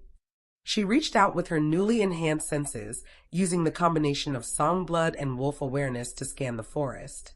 6 wolves, all large, all moving with the coordination of trained hunters, and leading them. "Rydian," she whispered. "I can feel his song. It's massive, aggressive, designed to dominate everything around it. He brought his best warriors. This isn't a capture mission, it's an execution." Lorcan's eyes began to glow with that telltale golden light that meant his wolf was rising. "We can't fight them all. Not this soon after the bonding. We're too raw, too unfamiliar with our new abilities. Then we run. They'll track us. Rydian's the best tracker in 5 territories. He'll hunt us until... Then we don't give him anything to track." Elowen gripped Lorcan's hand as an idea formed. "The bonding merged our songs. What if we could use that to hide our frequencies entirely? Blend them so completely that we don't register as either song-blooded or wolf. Is that possible? I have no idea. But we're about to find out." She pulled him close, synchronizing their breathing, their heartbeats, their songs. "Trust me, with everything I am." Elowen reached deep into their bonded connection, finding the place where her frequency and Lorcan's had merged into something new. She pulled that merged song around them like a cloak, muting their individual signatures until what remained was so subtle it might be mistaken for ambient forest noise. The howls grew closer. She could hear them crashing through the undergrowth now, could smell their blood hunger on the wind. "They're right on top of us," Lorcan whispered. "Don't move. Don't breathe. Let the song hide us." 6 wolves burst into the clearing, Rydian at their head. He was massive in his shifted form, easily twice the size of a normal wolf, his fur the color of blood rust, his eyes burning with intelligence and cruelty. He stalked onto the platform where Elowen and Lorcan stood perfectly still, their merged song hiding them in plain sight. Rydian's nose twitched, searching for their scent. His eyes scanned the clearing, looking for any sign of prey. He was so close Elowen could see the scars on his muzzle, could count the teeth in his snarling mouth. But he couldn't see them. The bonded song worked. They were invisible to his senses, ghosts in their own skin. Finally, after what felt like hours but was probably only minutes, Rydian threw his head back and howled in frustration. The other wolves responded, their songs filled with confusion and failure. Then they left, crashing back into the forest, heading north toward where they thought their prey had fled. Elowen and Lorcan stood frozen for another 10 minutes, making sure the hunters were truly gone. Only when Elowen couldn't sense any wolf songs within miles did she finally release the merged frequency. They both collapsed, gasping, the effort of maintaining the hiding song having drained them completely. That, Lorcan panted, was the most terrifying thing I've ever experienced. We were invisible. We stood right in front of the most dangerous alpha in the territories, and he couldn't see us. Elowen's hands shook with exhaustion and exhilaration. Lorcan, do you understand what this means? The bonding didn't just give us each other's abilities. It gave us the power to hide from both our peoples, to be neither song-blooded nor wolf, but something entirely new. Something that scares the hell out of everyone. He pulled himself to a sitting position, then offered her a hand. We can't stay here. Rydian will eventually backtrack, and I'd rather not test our luck twice in one day. Where do we go? The Vale wants us dead. The Pax want us dead. We don't have allies, resources, or we have each other. Lorcan squeezed her hand. And we have proof that the old alliance can work. That's more than anyone else has. Elowen looked at their joined hands, feeling the connection between them. Not just the bonding, but something deeper. Something that felt like the beginning of trust, of partnership, of something that might eventually become more than a necessity. There are others, she said quietly. Other wolves in those cells. Other song-blooded children are being trained as weapons. If we're going to honor what we've created here, we need to free them. All of them. That's a war you're proposing. No, it's a revolution. She met his eyes. One person at a time, one bonding at a time. We prove that another way exists. We find the ones brave enough to try, and we show them what we've discovered. Lorcan smiled, fierce and bright. You know Valor was right about you. You're either the Vale's greatest weapon or its worst nightmare. I'm neither. I'm just tired of choosing between bad and worse. She stood, pulling him up with her. Come on, we have a revolution to start. They walked away from the ancient ruins as the sun crested the horizon, painting the world in shades of gold and fire. Behind them, the platform symbols faded, their purpose fulfilled. Ahead lay danger, uncertainty, and the kind of challenges that would test everything they just promised each other. But for the first time in either of their lives, they weren't facing the future alone. And that, Elowen thought, made all the difference. Chapter 5. The safe house Lorcan led her to was nothing more than a hollowed-out cave system hidden beneath the roots of an ancient oak. But it was dry, defensible, and most importantly, unknown to both the Vale and the Pax. I found this place years ago, Lorcan explained, lighting a small fire with what he'd stored in a natural alcove, before everything fell apart. I used to come here when pack politics got too suffocating, when I needed to remember what silence felt like. Elowen settled onto a flat stone near the fire, her body finally registering the exhaustion of the past 24 hours. Through their bond, she could feel Lorcan's weariness mirroring her own, a deep, bone-aching fatigue that came from more than just physical exertion. How long do we have, she asked, before they find us again? A day, maybe 2 if we're lucky. Rydian won't stop hunting, and the Vale, he paused, his expression darkening. Airless doesn't tolerate defiance. She'll send everything she has to retrieve you, or ensure no one else can claim you. Claim me, Elowen repeated bitterly. Like I'm property. To her, you are. The most valuable weapon in centuries. Lorcan handed her dried meat from a cache he'd hidden. But she's not entirely wrong to be afraid of you. We just proved that a bonded pair has abilities neither song-blooded nor wolves possess alone. Imagine what an army of bonded pairs could do. End the war between our peoples. Create actual peace instead of cycles of revenge. Or create something so powerful that it dominates both sides completely. He met her eyes across the fire. Power doesn't have morality, Elowen. It just is. What matters is who wields it and why. She chewed the dried meat thoughtfully, tasting the unfamiliar spices. Through the bond, she could sense Lorcan's uncertainty, not about her specifically, but about what they'd set in motion. He'd spent his entire life believing song-blooded were the enemy, and now he was literally bound to one. The cognitive dissonance was still settling. "Tell me about your pack," she said softly. "The Shadowpine. What were they like?" Lorcan's expression softened with memory and grief. "Small. Maybe 40 members at our peak. We controlled territory in the eastern forests near the human settlements. Most packs avoid humans, too much risk of exposure, too much temptation to dominate. But our alpha, Bastion, believed coexistence was possible." What changed his mind? Most wolves are taught from birth that humans are prey or obstacles. His mate was half human.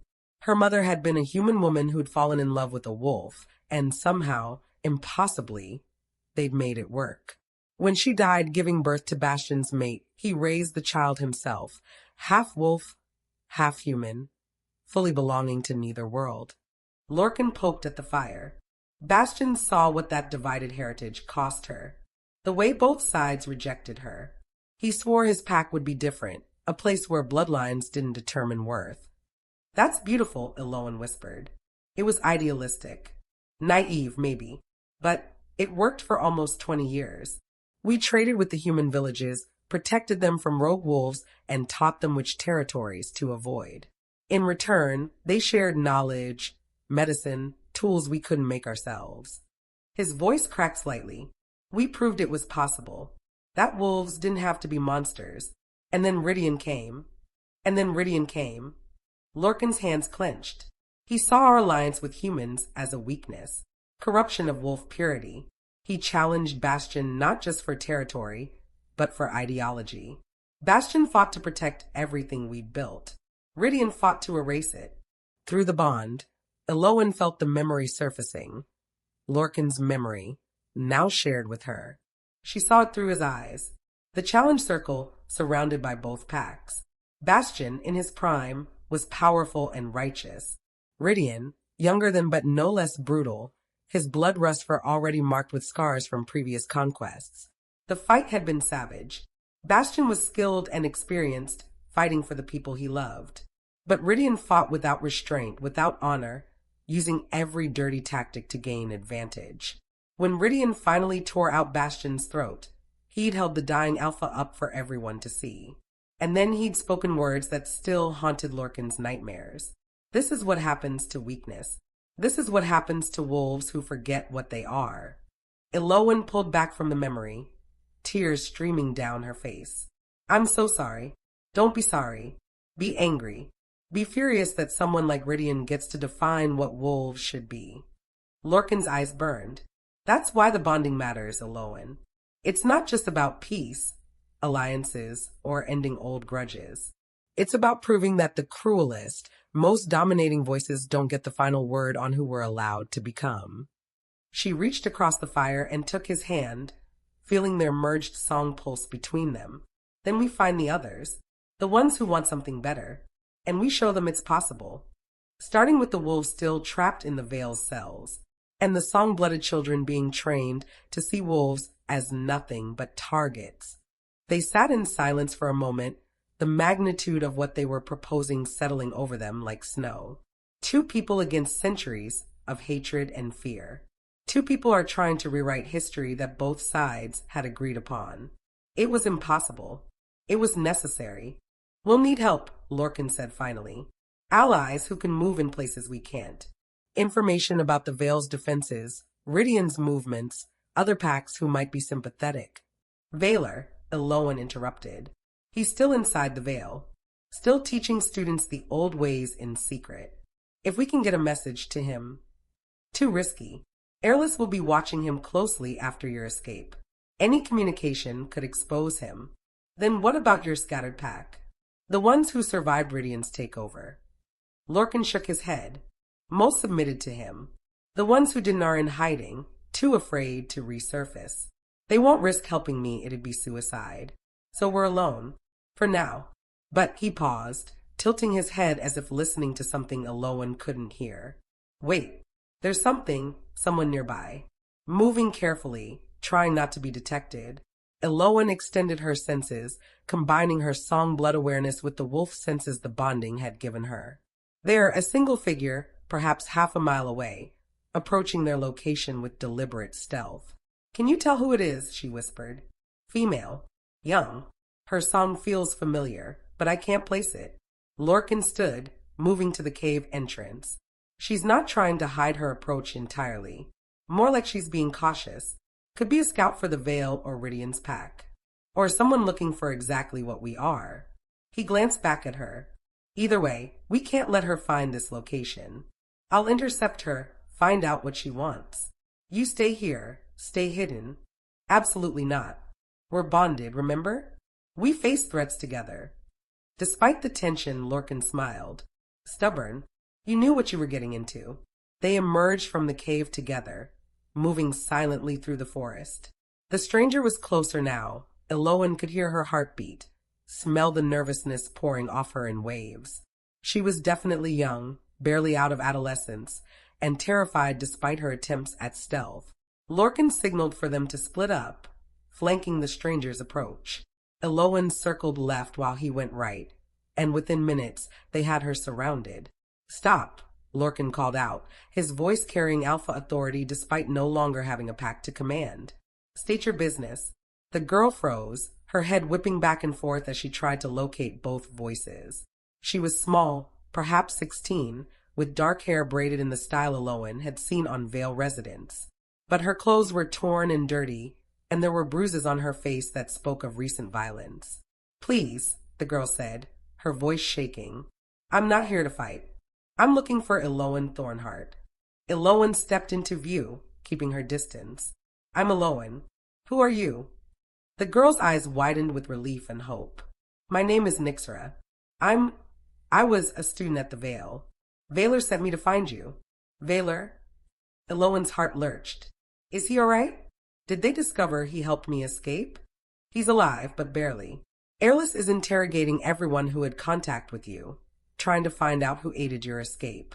She knows someone inside helped, and she's tearing the Veil apart to find them. Nixra took a step forward, then stopped when Lorcan growled a warning. Valor managed to get a message to me before the council could lock him down. He said to find you, warn you, and she pulled something from inside her jacket. A small leather pouch that radiated with subtle power. He said to give you this. Called it Silwen's legacy. Elowen approached cautiously, taking the pouch. Inside were 3 items. A crystal that pulsed with contained light, a map drawn on what looked like preserved skin, and a letter in Valor's careful handwriting. She opened the letter with trembling fingers. Elowen, if Nixra has found you, then the bonding succeeded and you're still alive. Thank the old gods for small mercies. Airless knows what you've done. Knows you freed a prisoner and fled with him. She's calling it treason, but I think she's more furious that you proved the bonding works. That you've become exactly what she feared most, a song-blooded who chooses partnership over domination. She's coming for you. Not just hunters, but her entire council. They'll use every resource at their disposal to either retrieve you or ensure you're destroyed before you can inspire others to follow your example. But you're not as alone as you think. The crystal contains the locations of 7 other song-blooded who questioned the council's methods. Silwen was gathering them before she died, building a network of people who believed in the old ways. They're scattered across the territories, hidden, waiting for someone brave enough to unite them.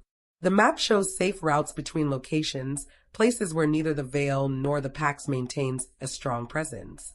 Use it to find the others. Build your revolution carefully. As for me, don't worry. I've been playing the loyal soldier for years. I can play it for a while longer. But Elowen, you need to know. Airless is planning something. She's been gathering power, storing it somehow, preparing for what she calls the reckoning. I don't know details yet, but whatever it is, it involves using song-blooded like weapons on a scale we've never seen. Stop her. Find the others, prove the bonding works, build something better than the hatred both our peoples have clung to for centuries. And if I don't survive to see it, make it count. Make Silwen's death, your mother's death, all the deaths that brought us here, make them mean something. With hope and faith. Valor. Elowen's hands shook as she finished reading. 7 others. 7 song-blooded who might be willing to attempt bonding with wolves, who might help build the alliance she and Lorcan had started. What does it say? Lorcan asked quietly. She handed him the letter, watching his expression shift as he read. When he finished, he looked at Nixera with a new assessment. You're one of them, aren't you? One of Valor's students who questioned the council. Nixera nodded. He's been teaching me for 2 years. Not just how to use Songblood, but why we should use it. He told me about Silwen, about the bonding, about the possibility of something better than endless war. She looked at Elowen with desperate hope. Is it true? Did you actually bond with a wolf? Does it work the way the old text claimed? It works, Elowen confirmed. Better than we hoped, actually. The bond gives us access to each other's abilities. I can sense the forest the way wolves do, and Lorcan can speak basic song now. We're stronger together than either of us could be alone. Then it's real. The old alliance isn't just a legend, it can be rebuilt. Nixera's eyes filled with tears. I've spent my whole life being taught that wolves are monsters, that the only good wolf is a dead wolf. But if you can bond with one, if you can prove it works, we can change everything, Lorcan finished.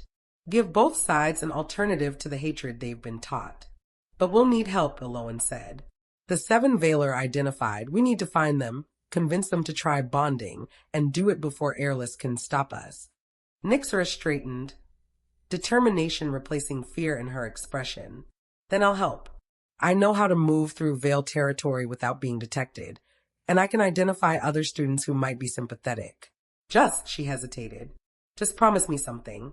What? That when this is over, when we've proven bonding works and built this alliance, promise you'll go back for the others. The students who are still trapped in the Veil are being turned into weapons.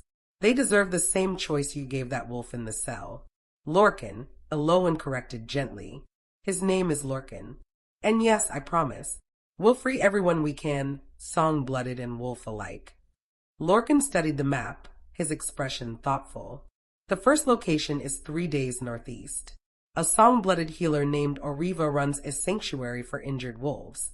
According to this, she's been secretly treating wolves for years, despite council orders to let them die. A healer who defies the council to help wolves, Elowen mused. She sounds perfect, but we'll need to convince her that bonding is worth the risk, that it's more than just theory. Then we show her what we can do. Lorcan met her eyes. Demonstrate the bond's power. Prove it's real and sustainable. And if she refuses, then we move to the next location and try again, and again, until we find 7 pairs willing to risk everything for something better. He rolled up the map. But first, we need to survive the next few days. Airless's hunters will be looking for us, and Rydian won't give up easily. Nixera cleared her throat. Actually, I might be able to help with that. Before Valor sent me to find you, he taught me a concealment song, a way to mask our frequencies from detection. It's not perfect and it only works for small groups, but it might buy us time. How small a group? Elowen asked. 3, maybe 4 people. Any more and the song becomes too unstable to maintain. Perfect. That's exactly what we need. Elowen touched the crystal, feeling its stored power pulse against her palm. How long did it take you to find us? 2 days of tracking, following rumors and hunting patterns. Why? Because if it took you 2 days, it'll take Airless's hunters at least that long. Maybe longer if they don't have someone with your skill. Elowen looked at Lorcan. We have a window. Not a big one, but enough to reach Oriva if we move fast. Then we leave tonight. Travel under the cover of darkness when wolf senses give us the advantage, and song-blooded are less likely to be watching. Lorcan turned to Nixera. You're sure you want to do this? Once you're identified as helping us, there's no going back to the Veil. You'll be marked as a traitor. I was already a traitor the moment I started questioning. The moment I believed Valor instead of Airless. Nixera's jaw set with determination. Besides, I'd rather be a living traitor working for change than a loyal soldier perpetuating the same old hatred. Elowen smiled, seeing echoes of her mother's fierce conviction in this young girl. Welcome to the revolution, Nixra. Population 3. 3 now, Lorcan corrected. But if we succeed, if we find the others and prove bonding can work, will be the beginning of something much larger. They returned to the cave to gather what few supplies Lorcan had stored there. As they worked, Elowen felt the weight of what they were attempting settle over her. 7 locations, 7 potential allies, 7 chances to prove that Song-Blooded and Wolves could choose partnership over enmity. 7 opportunities to fail spectacularly and doom any hope of lasting peace. But also 7 chances to change everything. You're spiraling, Lorcan said quietly, his presence warm in her mind through their bond. I can feel your anxiety bleeding through. We're 3 people against 2 armies, she responded silently, testing their ability to communicate through thought alone. I'm allowed to spiral a little. Fair enough. But remember, we're 3 people who've already done the impossible. We've bonded. We've survived being hunted by both our peoples. We found an ally when we thought we were completely alone. You're right. What if we can't convince the others? What if they refuse to try bonding? Or worse, what if they report us to airless? Then we adapt. Find different allies. Build our revolution one person at a time, as slowly as necessary. His mental voice carried absolute certainty. We've already planted the seed, Elowen. Even if we fail, even if we don't survive what's coming, we've proven it's possible. And that changes everything. She looked at him across the cave. This wolf who'd been a stranger 36 hours ago and was now bound to her more intimately than family. Through their connection, she felt his determination, his hope, his absolute refusal to surrender to the darkness both their peoples wanted to impose. And she felt something else, something growing between them that went beyond necessity or convenience. Something that felt dangerously like trust, like a partnership, like the foundation of something that might eventually become more. But there would be time to explore those feelings later if they survived. Ready? Nixra asked, shouldering a pack she'd prepared. Elowen took one last look at the cave, this small sanctuary that had briefly offered safety. Then she turned toward the entrance, toward the forest and the journey and the impossible task ahead. Ready, she confirmed. They emerged into the twilight, 3 figures moving with purpose through territory that belonged to neither Song-Blooded nor Wolves. The map led them northeast, toward a healer who might be their first recruit or their first betrayal. Behind them, somewhere in the growing darkness, hunters were gathering. Both Airless's Song-Blooded and Rydian's wolves, united for once in their determination to stop what Elowen and Lorcan had started.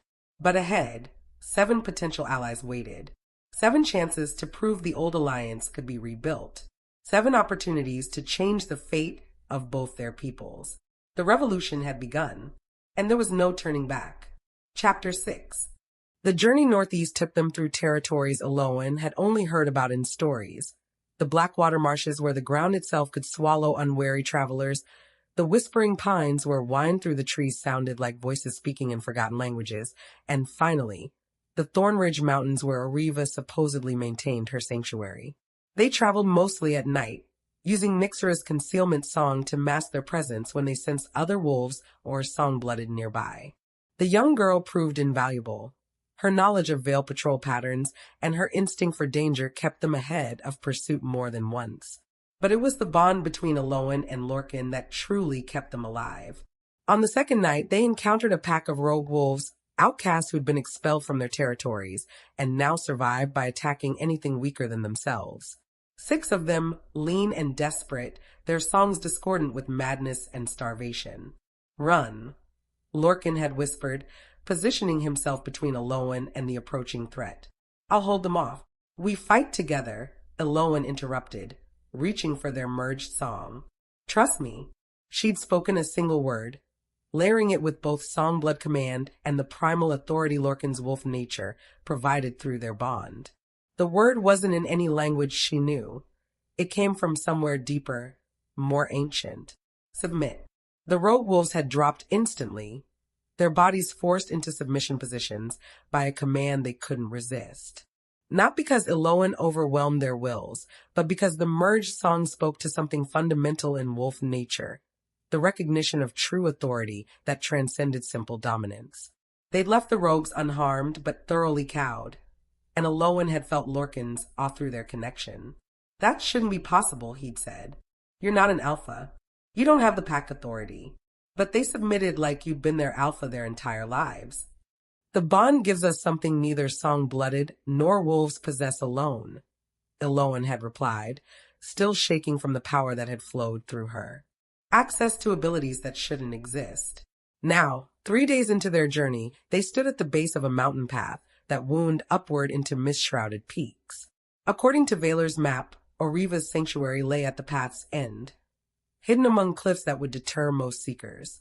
She chose isolation deliberately, Nixer said, studying the steep terrain. Valor told me she was exiled from the Vale 20 years ago for refusing to let wounded wolves die. Airless declared her a traitor and sent hunters to execute her, but Oriva escaped and disappeared. Most people think she's dead, but Valor knew better, Elowen finished. He found her, kept her secret. He found a lot of secrets Airless wanted buried. Nixera started up the path. Come on. If we're lucky, we'll reach the sanctuary by nightfall. The climb was brutal. The path was barely wide enough for single-file travel, and the drop-offs were severe enough that one misstep meant death. Lorcan moved with the sure-footedness of someone born to mountain terrain. But Elowen struggled, her human-raised body unprepared for the altitude and exertion. Through the bond, Lorcan felt her fatigue. He stopped, waiting for her to catch up. Here, he said, offering his hand. Let me share some strength. One of the bond's advantages, we can redistribute energy between us. Elowen took his hand and felt warmth flow from him to her, his wolf vitality bolstering her flagging endurance. It wasn't healing exactly, more like he was lending her his resilience temporarily. Won't that weaken you? She asked. I have strength to spare, and you need it more right now. He smiled. That's what partners do, remember? Support each other's weaknesses. They continued climbing, and Elowen marveled at how natural it felt to accept help through the bond. Before, she would have insisted on suffering alone, proving she didn't need anyone. But the bond had stripped away those protective barriers, leaving her unable to hide her struggles, and somehow, that vulnerability had become strength rather than weakness. The sun was setting when they finally crested the ridge and saw the sanctuary. It wasn't what Elowen had expected. Instead of a hidden cave or crude shelter, a stone building stood nestled against the cliff face, small but well-maintained, with windows that glowed with warm firelight. Gardens terraced down the mountainside, filled with herbs and medicinal plants. And in a cleared area below the building, several wolves lay resting in various states of injury. She's still healing them, Nixer breathed. After 20 years in exile, she's still saving wolves. As they approached, a figure emerged from the building. She was older than Elowen had imagined, perhaps 60, with silver hair bound in a long braid and eyes the color of storm clouds. Her hands were stained with what looked like plant matter and blood, and she moved with the careful deliberation of someone who'd learned to conserve energy. But her song was unlike anything Elowen had felt before.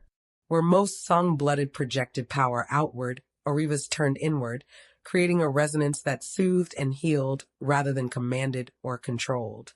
Well, Oriva said, studying them with those storm-gray eyes, I wondered when someone would finally find me. Though I expected Airless's executioners, not a bonded pair and a frightened child. Elowen started. You can tell we're bonded. Your songs are intertwined so thoroughly that you might as well be wearing signs. Oriva moved closer, circling them like a physician examining patients. Fascinating. I've read about bonding in the old texts, but I never thought I'd see it actually achieved. The synchronization is remarkable, almost perfect. How long ago did you complete the ritual? For days, Lorcan said warily. How did you? I've spent 20 years studying songs instead of just using them. You learn to see patterns others miss. She turned her attention to Nixera. And you carry Valor's teaching style in the way you hold your song. He sent you to find me? Nixera nodded, pulling out the crystal and map. He said you might help us, that you believed in the old ways. Believed? Child, I've been living the old ways for 2 decades. Ariva gestured toward the resting wolves. Those are all injured by hunters, traps, pack wars, violence that accomplishes nothing but creating more pain. I heal them regardless of whether they're rogue or pack-bound, whether they hate song-blooded or tolerate us, because that's what healers do. Then you understand what we're trying to build, Elowen said. An alliance between song-blooded and wolves, proving that bonding can create a partnership instead of domination. I understand what you're attempting. I'm less certain you understand the cost. Ariva moved toward the building, gesturing for them to follow. Come inside. If we're going to discuss revolution, we should at least be comfortable. The interior was warm and cluttered with the organized chaos of a working healer. Herbs hung drying from the rafters, bottles of tinctures lined shelves carved into the stone walls, and a fire crackled in a hearth that looked like it had been burning for years. Ariva gestured them toward chairs while she prepared tea with practiced efficiency. I'm going to be blunt, she said, pouring steaming liquid into clay cups. What you're proposing will get you killed. Both of you, and anyone foolish enough to join you. We know the risks, Elowen started. Do you? Do you really? Ariva set down the teapot with enough force to make it rattle. Airless doesn't just fear bonded pairs because of the power they represent. She fears them because they prove her entire ideology is wrong. Everything she's built, everything she's taught, every justification for the hatred she's perpetuated, it all crumbles if bonding works. That's exactly why we need to prove it works, Lorcan argued. To show both sides, there's another path. And you think proof will be enough? You think showing people an alternative will make them choose it? Ariva laughed, bitter and tired. I've healed hundreds of wolves over the years, saved their lives, eased their pain, sent them back into the world whole and healthy. Do you know how many have spoken out against the hatred of song-blooded? How many have tried to change their pack's attitudes? She held up one hand, forming a 0 with her fingers. None. Because changing minds requires more than proof.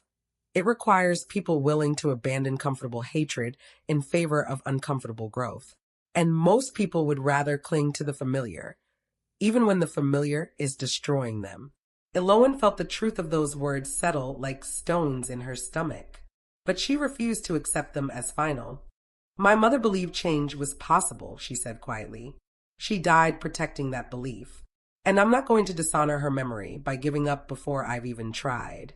Ariva studied her for a long moment, and something in the old healer's expression softened. You have your mother's stubbornness. Marissa was one of the few song-blooded who ever questioned Airless openly. Did you know we were friends once? You knew my mother? Before I was exiled, yes. We trained together as young women, both of us drawn to healing rather than combat. But where I focused on medicine, Marissa focused on reconciliation, I suppose you'd call it. She believed Song-Blooded had a responsibility to repair the damage our ancestors had done. Ariva moved to a shelf and pulled down a small wooden box, similar to the one Elowen carried with her mother's lock of hair. Inside was a letter yellowed with age. She wrote me this the week before they executed her. Somehow managed to smuggle it out of her cell. Ariva handed it to Elowen. Read it. Then tell me if you still think what you're attempting is possible. Elowen unfolded the letter with trembling hands.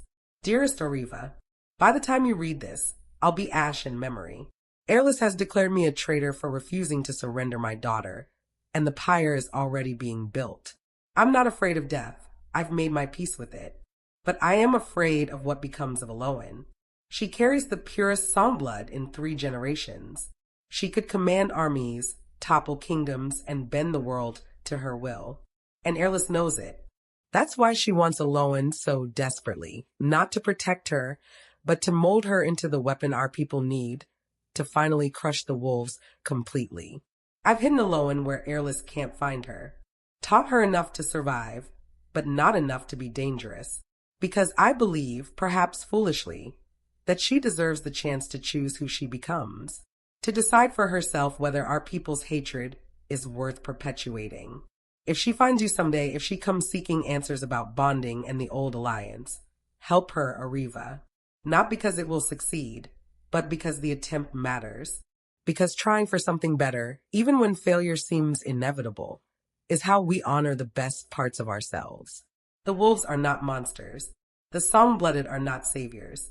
We're all just people making the best and worst choices we're capable of, shaped by histories we didn't create but can't escape.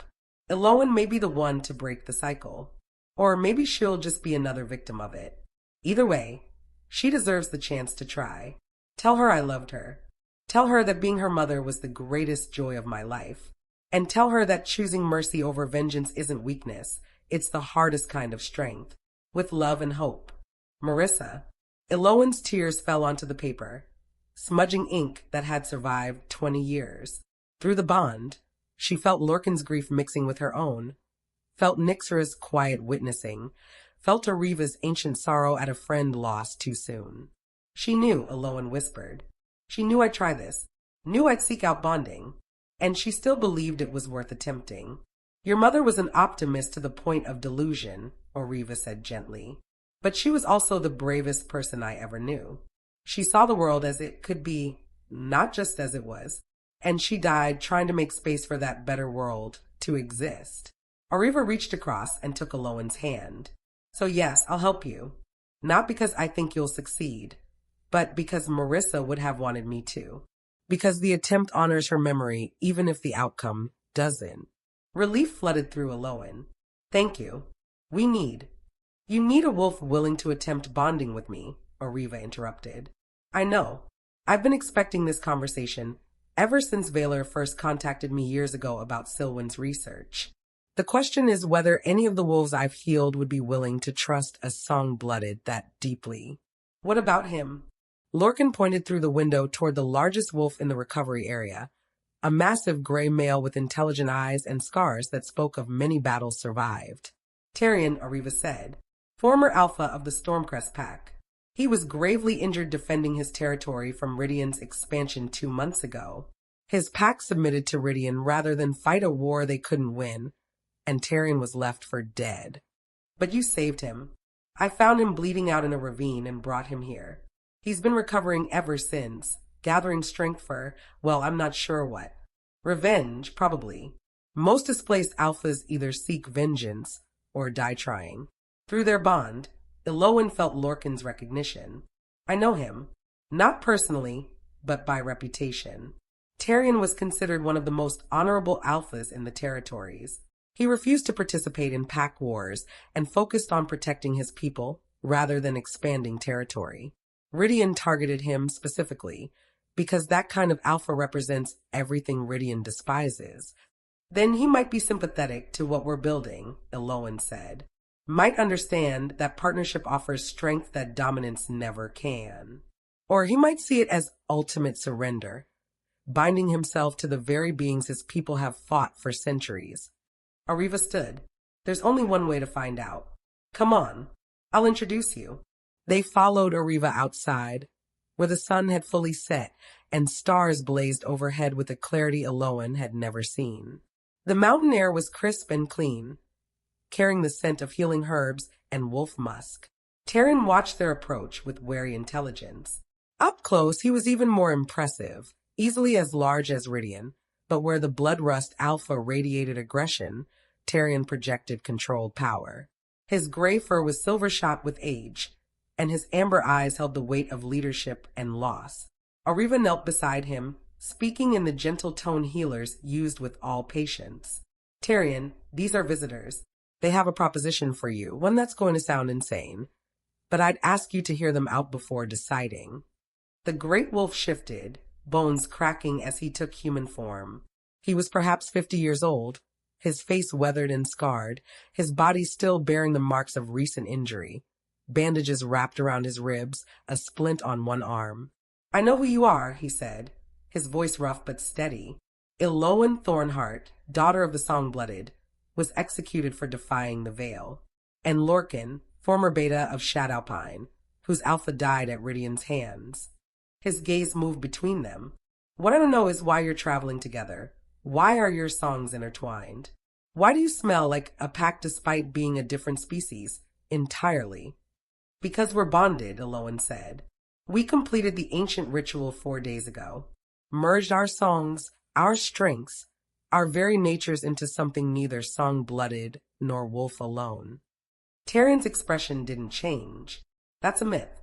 A legend from before the purge that was probably fabricated to justify song-blooded domination. It's real, Lorcan countered. I can speak basic song now, something no pure wolf should be able to do. And Elowen has access to wolf senses, wolf strength, and wolf instincts. The bonding gave us each other's abilities, made us stronger together than we ever were apart. Prove it. Elowen and Lorcan exchanged glances. Then, together, they reached for their merged song and spoke a single word in perfect unison, a word that combined Songblood command with wolf authority. Rise.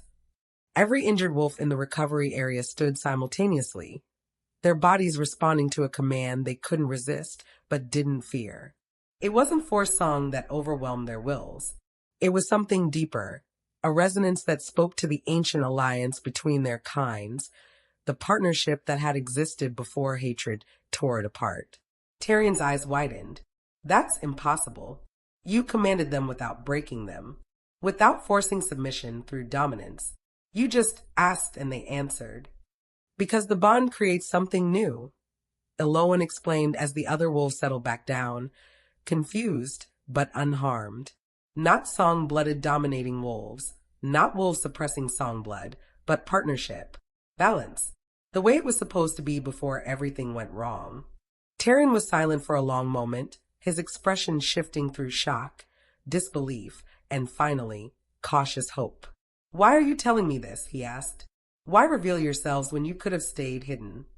Because we're building an alliance, Lorcan said. Finding song-blooded and wolves willing to attempt bonding. Creating pairs that prove another way exists. And we need alphas, leaders who can inspire others to try, who can convince packs that partnership offers more than enmity. You're asking me to bond with her? Tyrion gestured at Ariva. To tie myself permanently to a song-blooded healer I barely know, risking death in a ritual that might not work, all for the possibility of creating something that both our peoples will try to destroy. Yes, Ariva said quietly. That's exactly what they're asking, what I'm asking, actually. Because Lorcan is right, we need leaders willing to try.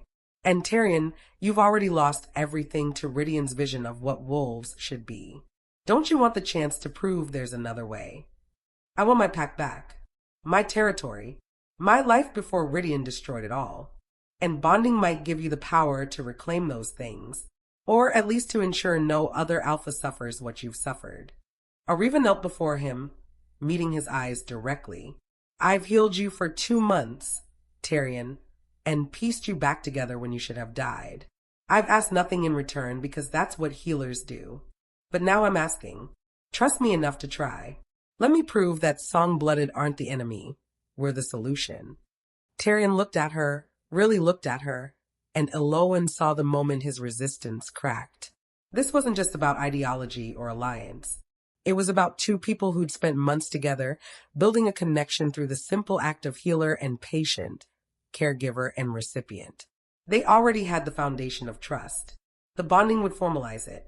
If I agree, Tyrion said slowly, and the ritual kills us both, at least I'll die trying for something better instead of rotting away with survivor's guilt. And if it works, he smiled, fierce and bright. If it works, Rydion is going to regret ever teaching me that mercy is weakness. Is that a yes? Ariva asked. It's a yes to attempting the ritual. Whether I survive it, that's between me and fate. He struggled to his feet, ignoring Ariva's protests about his injuries. When do we start? Tomorrow night, Elowen said. The full moon rises then, and lunar power traditionally amplifies bonding rituals. We'll prepare, study the texts, and make sure you both understand exactly what you're committing to. And if it works? Nyxra asked quietly. If we create a second bonded pair, what then? Then we find the other 5, Lorcan said. And we keep building until we have enough pairs to prove this isn't a fluke. That the old alliance can be rebuilt, one bond at a time. And when Airless comes for us? Ariva asked. Because she will come. She can't afford to let this succeed. Elowen met the old healer's storm-gray eyes. Then we show her that bonded pairs are stronger than she imagined, that her weapons can't break what we've built, that the future belongs to people brave enough to choose partnership over power. The words hung in the mountain air like a promise, like a threat, like the first lines of a story that would be written in blood and hope, and the impossible courage of people who refused to accept that hatred was inevitable.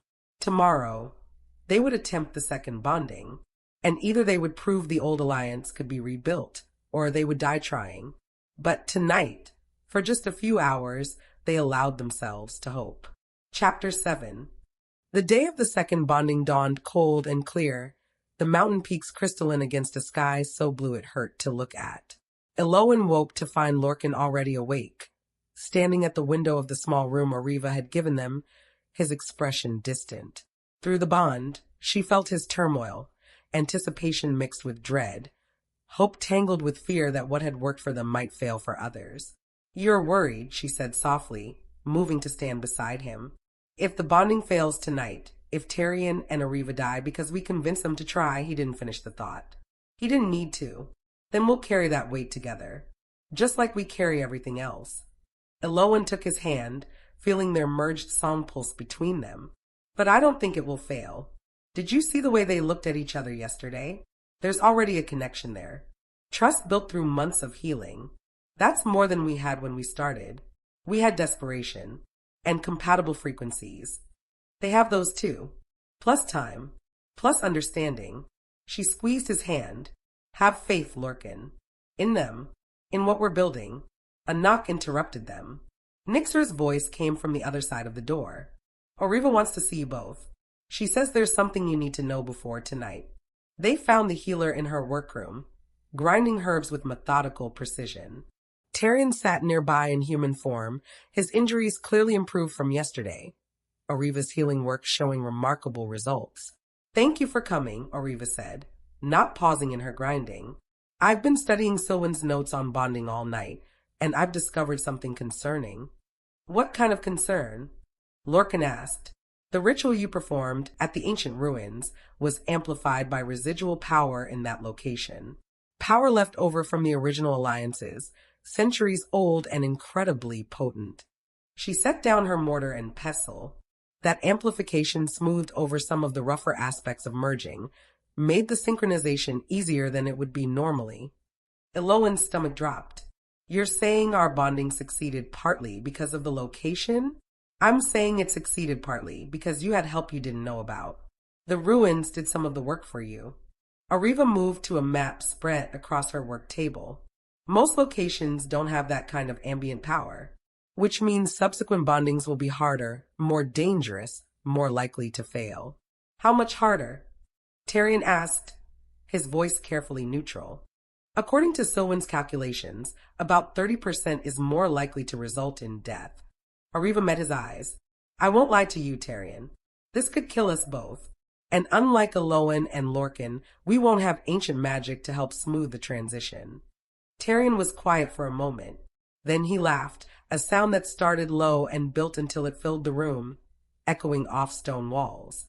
"Forgive me," he said, wiping his eyes, "but I've spent 2 months wishing I'd died in that ravine, instead of surviving to watch everything I built crumble.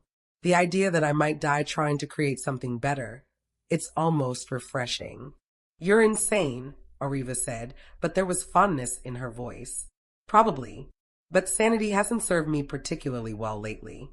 He stood, moving to her side. "I meant what I said yesterday. I'd rather die attempting this than spend the rest of my life as a cautionary tale about what happens when you show mercy in a world that only respects strength." "Then we'll need to prepare more carefully than Elowen and Lorcan did. Minimize the variables we can control." Oriva turned to Elowen. "Tell me everything about your bonding. Every detail, no matter how small. If we're going to attempt this without the ruins amplification, we need to understand exactly what worked for you." They spent the day in intense preparation. Elowen walked Oriva through every moment of the ritual, the blood sharing, the song synchronization, the vows spoken from the heart. Lorcan demonstrated the merged abilities they'd gained, showing how they could combine song blood and wolf nature in ways neither species could achieve alone. Nixer approved invaluable. her academic knowledge of ancient rituals filling in gaps that practical experience had missed. She brought books from the Vale, smuggled out in her flight, that detailed the theoretical foundations of bonding. The key seems to be absolute vulnerability, Nyxera explained, reading from a particularly ancient text. The ritual fails when either participant holds back, tries to protect themselves, or maintains emotional barriers. It requires complete openness, showing your partner everything you are, including the parts you're ashamed of. That's asking a lot from people who barely know each other, Tyrion observed. Elowen and Lorcan barely knew each other, Oriva countered. They'd met hours before attempting the bonding. If they could achieve the necessary vulnerability. We didn't have a choice, Elowen interrupted. We were being hunted, desperate, out of options. That desperation stripped away our ability to hide. We had nothing left to protect. And you've had 2 months together, Lorcan added, looking at Tyrion and Oriva. 2 months of healing, conversation, and building trust. You have what we didn't, a foundation. Built on an inherently unequal relationship, Tyrion said. She's the healer, I'm the patient. She holds power, I'm vulnerable. That's not exactly a balanced partnership. Isn't it? Oriva challenged. You think I don't feel vulnerable? I've been in exile for 20 years, Tyrion. Alone on this mountain, healing wolves who'd kill me if they knew what I was, maintaining the sanctuary through sheer stubbornness. You're the first person I've had a real conversation with in longer than I care to admit. She moved closer to him, her storm gray eyes intense. You think healing you didn't cost me anything? Didn't require me to expose my location, risk discovery, trust that you wouldn't betray me the moment you were strong enough to leave? Every day I treated you was an act of faith that you'd choose to see me as a person instead of an enemy. I never, Tyrion started. I know you didn't. That's my point. We've already been practicing the vulnerability the bonding requires. We didn't name it as such. Oriva's expression softened. I trust you, Tyrion. Not because I'm naive, but because you've earned it. And I hope you trust me too. I do, he admitted. More than I've trusted anyone since my pack fell. But trust in this, he gestured at Elowen and Lorcan. Permanent soul binding are different things. Are they? Or is permanent binding just the formalization of trust we've already built? Oriva took his hand. I'm not asking you to create something from nothing, Tyrion. I'm asking you to acknowledge what already exists between us and make it official. Watching them, Elowen felt something in her chest tighten with recognition. This was different from what she and Lorcan had experienced, less desperate, more deliberate. But underneath the different circumstances, the essential truth was the same. 2 people choosing to trust each other completely, despite every reason not to. As the sun began to set, they made their way to a flat outcropping of rock above Oriva's sanctuary, not as ancient or powerful as the ruins where Elowen and Lorcan had bonded, but cleared of debris and marked with symbols Nyxera had carefully drawn using Silwen's diagrams. The full moon rose massive on the eastern horizon, its light turning the mountain peaks to silver. Elowen felt its pull on her songblood, felt the way lunar power amplified certain frequencies. It would help, but Oriva was right. It wouldn't be enough to overcome fundamental incompatibility or lack of trust. This had to work on its own merits. Tyrion and Oriva stood in the center of the circle, facing each other. Tyrion had shifted to human form, his injuries still visible but healing. Oriva had removed the practical clothing she usually wore, replacing it with a simple white robe that seemed to glow in the moonlight. Are you ready? Elowen asked them both. No, Oriva said honestly, but I'm doing it anyway. Tyrion smiled at that. Spoken like a true healer. Never let fear of failure prevent you from trying to help. They began. Oriva drew a silver blade across her palm, and Tyrion did the same with a claw extended from his still healing hand. Their blood mingled as they clasped hands, dark against pale skin, and Elowen felt power begin to gather. Not as strong as what she'd experienced at the ruins, but present, real, building. Stage 2, Lorcan whispered, standing close to Elowen. Song synchronization. Through her enhanced senses, Elowen could feel Oriva's song rising, that inward-turning resonance designed for healing rather than commanding. And beside it, Tyrion's song emerged, deep and steady like bedrock, carrying the weight of leadership and loss. They were different, very different. Oriva's song was gentle, patient, and focused on preservation and restoration. Tyrion's was powerful, protective, built for defense and endurance. They shouldn't harmonize. But as the two songs reached for each other, Elowen understood. Different didn't mean incompatible. Oriva's healing nature needed Tyrion's strength to be effective, and Tyrion's protective instincts needed Oriva's gentleness to avoid becoming destructive. They completed each other. The songs began to weave together, Oriva's flowing water meeting Tyrion's immovable stone. Where they touched, something new emerged, a resonance that was neither healing nor protection alone, but both merged into unified purpose. The vows, Nixer breathed. They need to speak the vows before the synchronization completes. Oriva's eyes were closed, her face peaceful despite the intensity of the power flowing through her. I offer you my song, freely given. My healing to mend what's been broken. My patience when strength fails. My faith when hope seems lost. Tyrion's voice was rough with emotion. I offer you my song, freely given. My strength to protect what you've built. My endurance when exhaustion comes. My courage when fear threatens. The moon blazed brighter, or perhaps it was just the power reflecting off the mountain peaks. Elowen couldn't tell anymore where natural light ended and ritual magic began. I ask for your song in return, Oriva continued, tears streaming down her face. Your strength to carry me when I can't carry myself. Your courage to face what I'm too afraid to confront. Your presence to remind me I'm not alone. I ask for your song in return, Tyrion said, his voice breaking.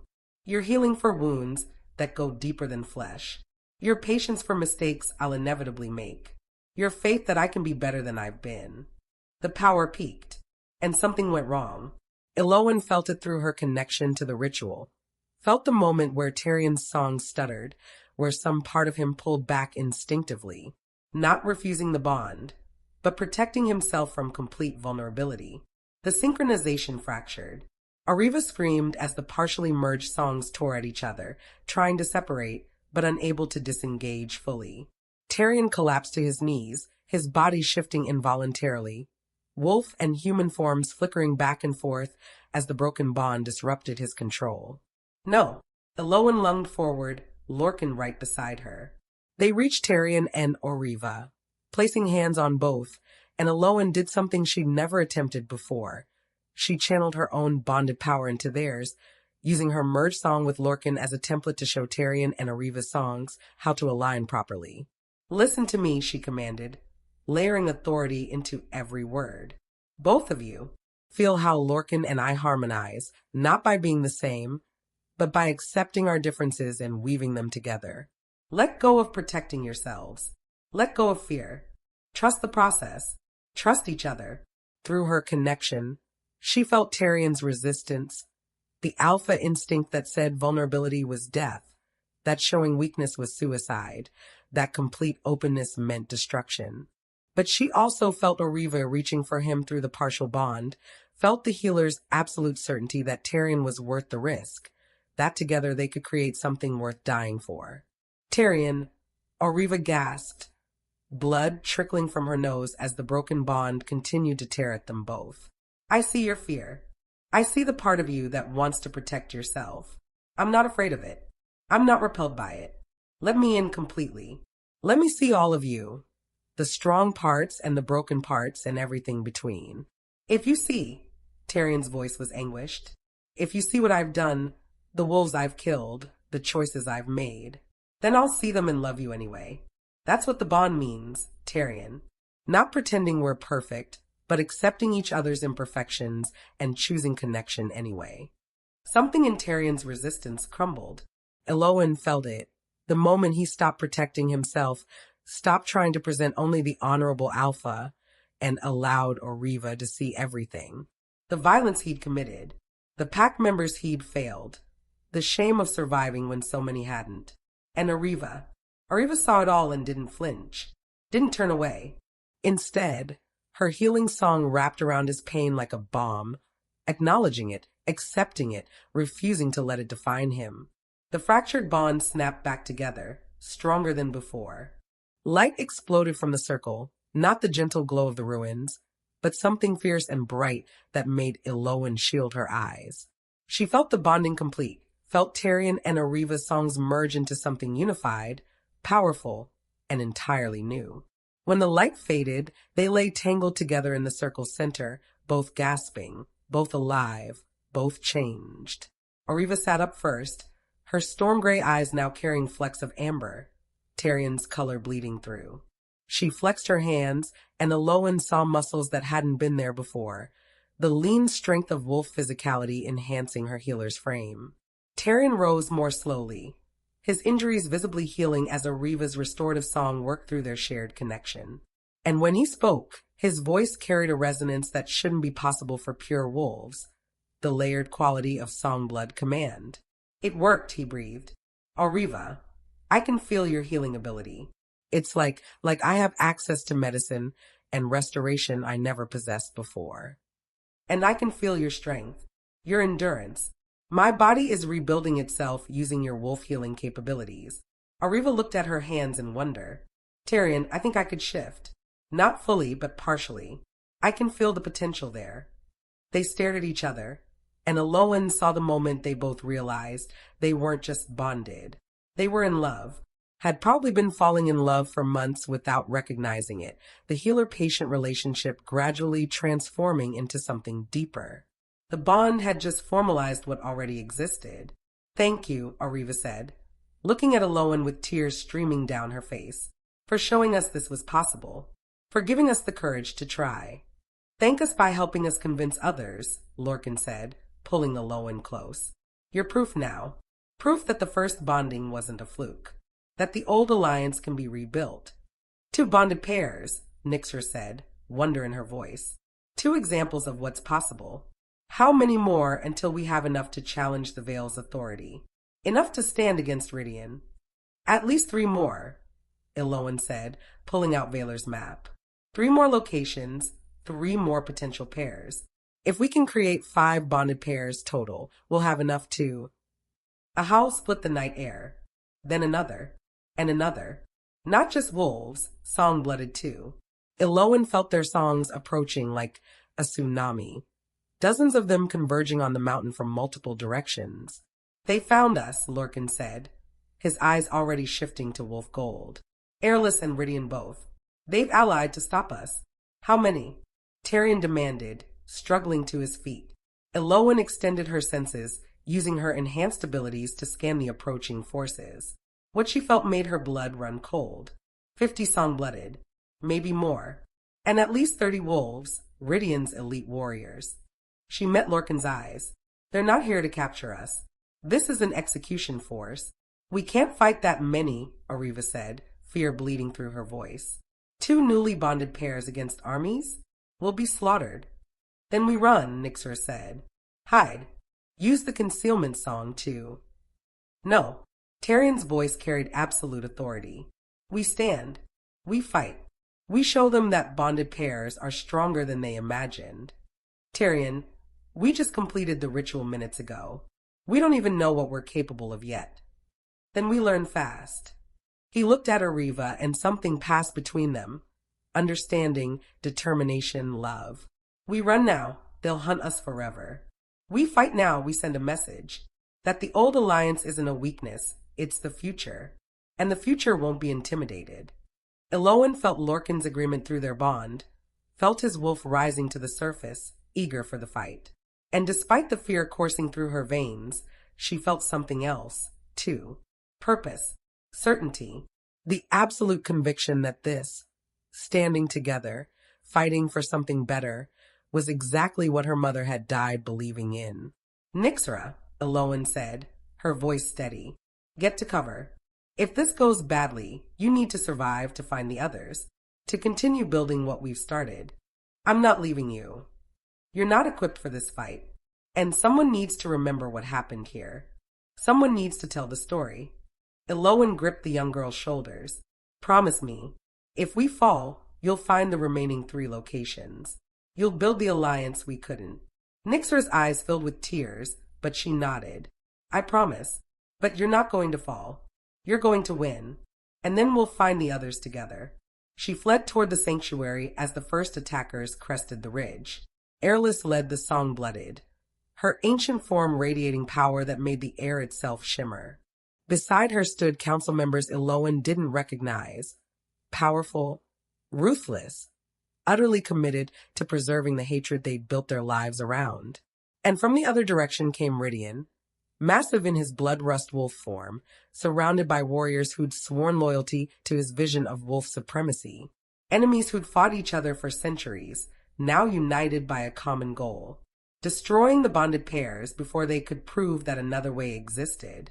Elowen stood between Lorcan and the two newest bonded, feeling their merged songs pulse around her like heartbeats.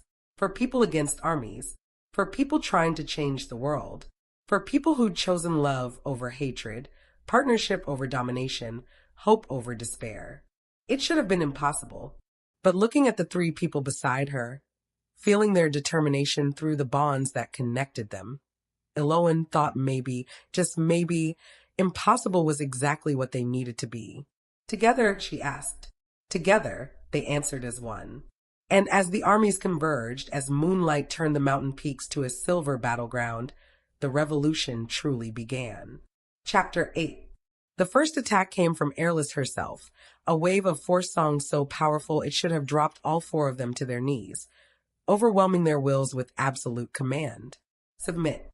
The word crashed over them like a physical force, and Elowen felt her body begin to obey instinctively, felt her muscles preparing to collapse in surrender. But then Lorcan's presence surged through their bond, his wolf nature rising to reinforce her resistance. And she wasn't facing Airless's command alone anymore. She had his strength, his stubborn refusal to submit, his alpha will that had survived months of torture without breaking. Together, they stood firm. Beside them, Tarion and Ariva did the same, their newly formed bond allowing the healer's patient endurance to bolster the alpha's protective instincts. They swayed but didn't fall.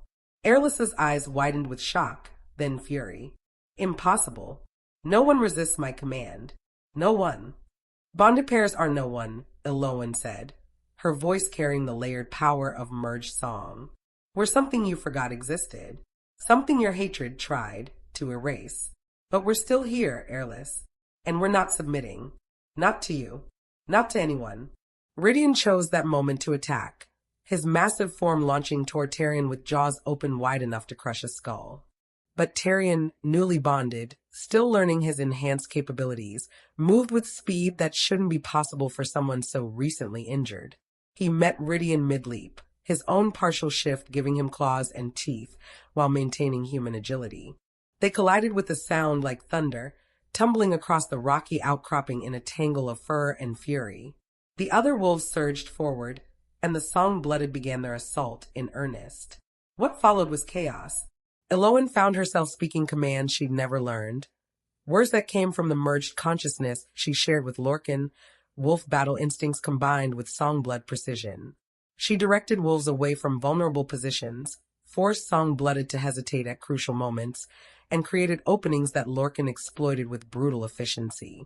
Through their bond, they fought as one entity despite being two bodies. When Elowen commanded an enemy wolf to freeze, Lorcan was already moving to turn it off non-lethally. When Lorcan was overwhelmed by multiple attackers, Elowen's song scattered them before they could land killing blows.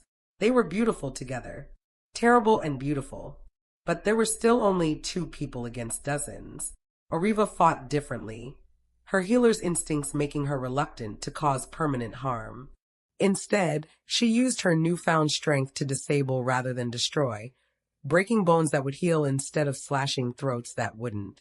And when allies fell, when Lorcan took a claw strike across his shoulder, or Tarion's reopened injuries began bleeding, Ariva's healing song flowed through the bonds, knitting flesh and restoring strength faster than should be possible.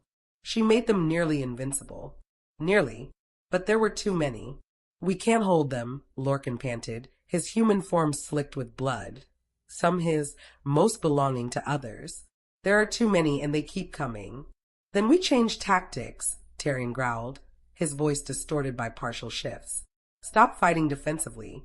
Show them what bonded pairs can really do.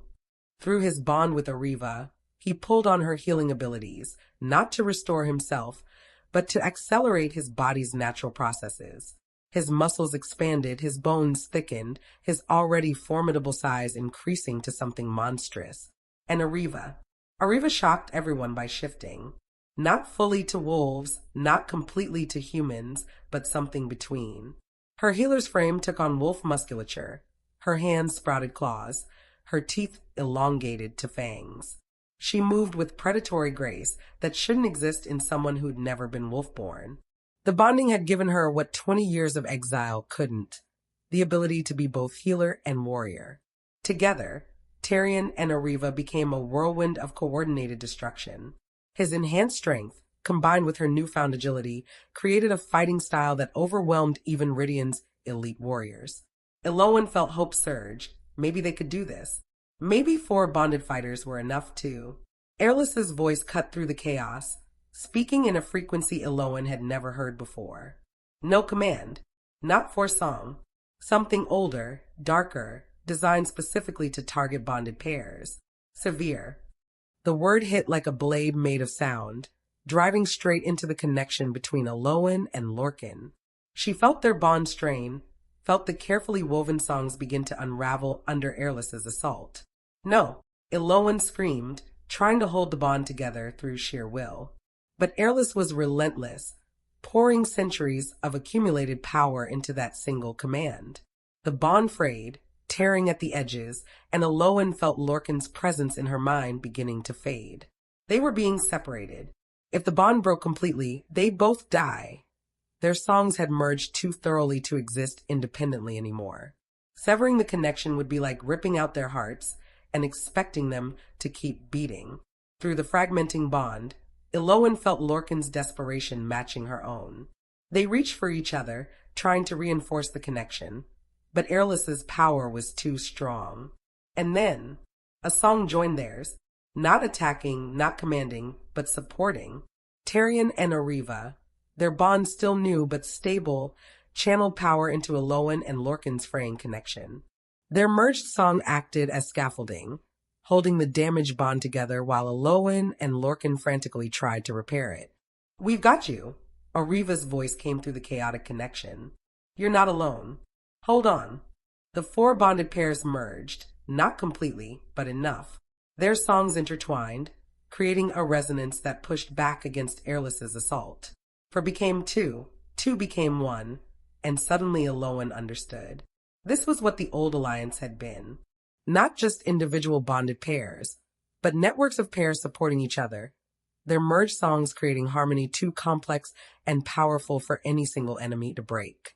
They were stronger together, exponentially stronger. The realization hit Airless at the same moment. Elowen saw understanding dawn in the ancient Songblooded's eyes.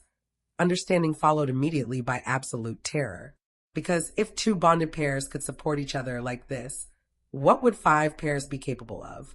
Or 10? Or 100? The old alliance, fully restored, would be unstoppable. Kill them. Airless shrieked, abandoning strategy for pure desperation. Kill them all before. Her command was cut off by a howl that made the mountain itself tremble. Every head turned to see a wolf standing at the ridge's edge, not as large as Rydion or Tyrion, but carrying an authority that transcended size. Her fur was pure white, unmarked by any scar, and her eyes blazed with silver light that marked her as something other than an ordinary wolf. Behind her stood more wolves, dozens of them, and among them, scattered throughout their ranks, were song-blooded, young ones mostly, barely adults, but all bearing the same defiant expression. "Enough," the white wolf said, her voice carrying despite not being amplified by song.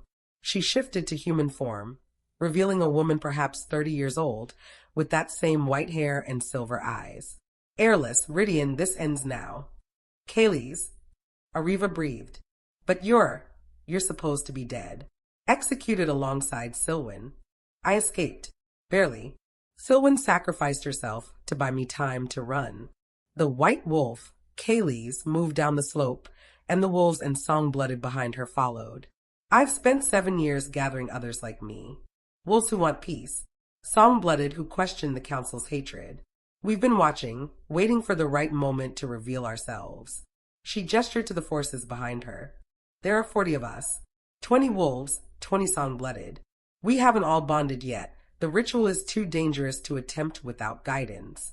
But we've been living together, learning from each other, proving that coexistence is possible. Elowen's heart soared. They weren't alone. They'd never been alone. Traitor, Rydian snarled, rounding on Kaylee's. You abandoned your pack, forsook your nature, polluted yourself with song-blooded influence. I chose to live differently than you demanded. That's not betrayal, Rydian. That's evolution. Kaylee's silver eyes were as hard as diamonds.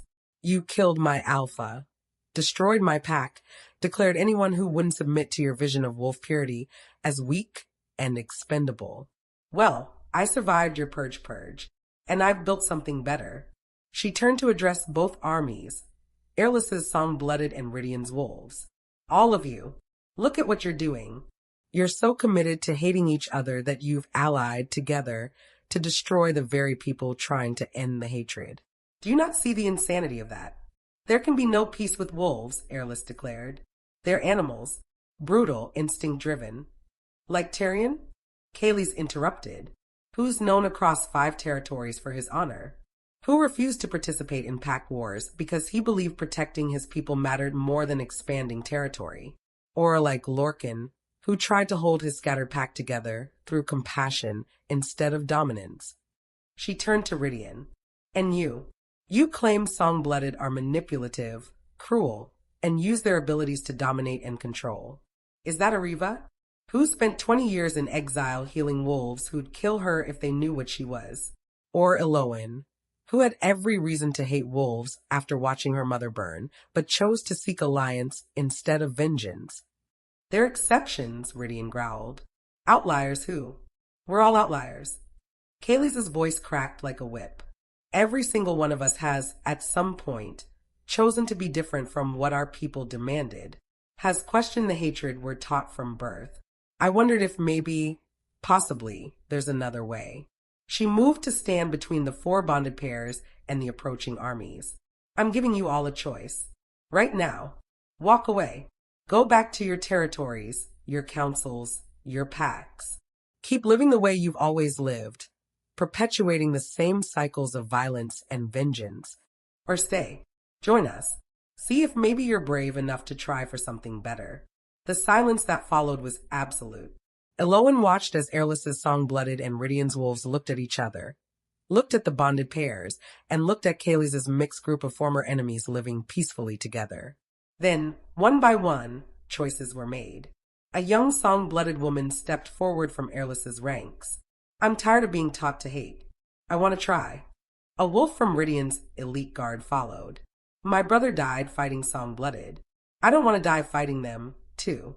I want to understand why we're enemies. More stepped forward. Not all. Many remain loyal to Airless or Rydian, too committed to the old ways to imagine alternatives. But enough. Enough to matter. Within minutes, Kaylee's group had swelled from 40 to nearly 70. Wolves and song-blooded, standing together, choosing hope over hatred. Airless looked at her diminished forces, her expression shifting from fury to something that might have been grief. You're making a mistake, all of you. The purge happened for a reason. Song-blooded and wolves cannot coexist. History proves it.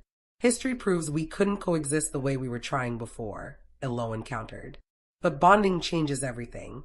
It creates balance, Airless. Partnership instead of hierarchy. Neither species dominates the other. It creates weakness, dependence. You've tied yourself to a wolf. If he dies, you die. That's not strength, child. That's vulnerability. It's both, Lorcan said. Yes, we're vulnerable to each other. But that vulnerability is also what makes us strong. Because we fight harder to protect each other than we ever fought for ourselves alone. He moved to Elowen's side, their bond blazing between them.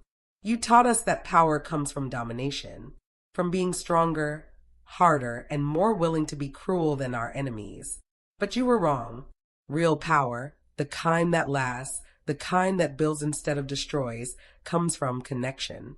From choosing to be vulnerable with someone and trusting them not to break you. Pretty words won't change reality, Ridian snarled, though his forces had also diminished significantly. Wolves who bond with song-blooded betray their nature, become weak. Then fight me, Tyrion challenged, stepping forward. You and me, Ridian. Let's settle this the old way, single combat. If you win, everyone here who wants to try bonding walks away, returns to their territories, and never speaks of this again. And if I win, you acknowledge that bonded wolves aren't weak, that the old alliance offers strength you can't achieve through purity and domination alone. Tyrion smiled, fierce and bright. Unless you're afraid, unless you suspect that a weakened bonded wolf might actually be stronger than a pure one. The challenge was perfectly calculated.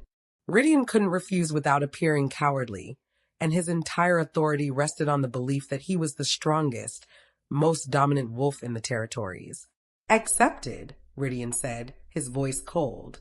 And when I tear you apart, when I prove that bonding is corruption and weakness, everyone here will remember what happens to wolves who forget what they are.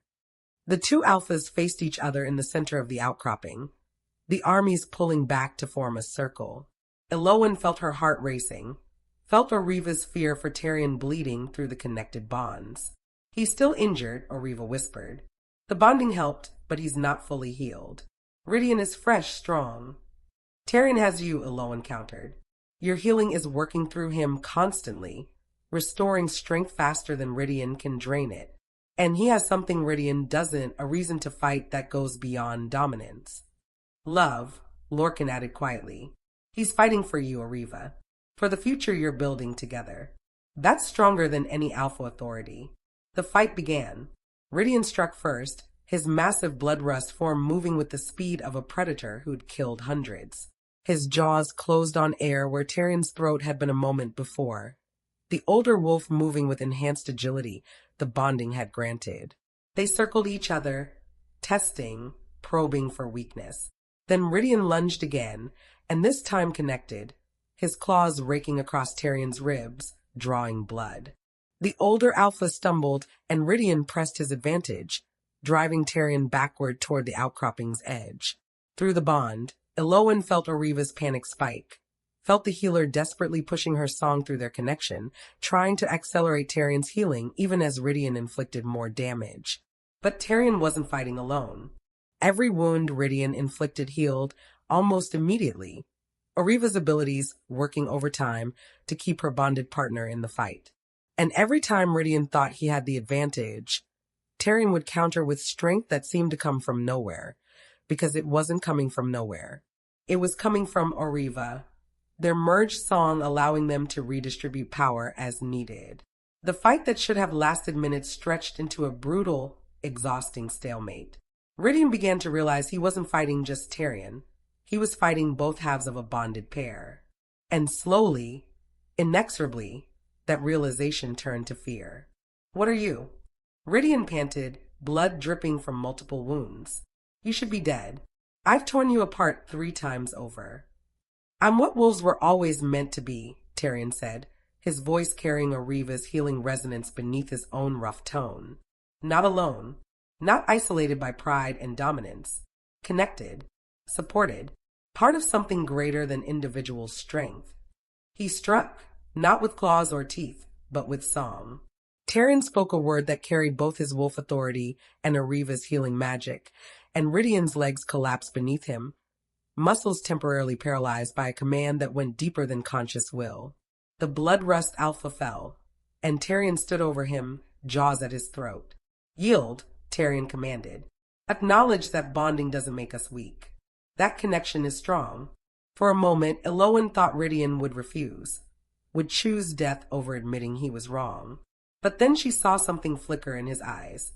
Not acceptance exactly, but recognition. The understanding that everything he'd built his identity on was crumbling. I yield, Ridian said, his voice barely audible. The bonded wolf is stronger. Tyrion released him, stepping back. Tell your warriors. Tell every wolf in the territories. The old ways aren't the only ways.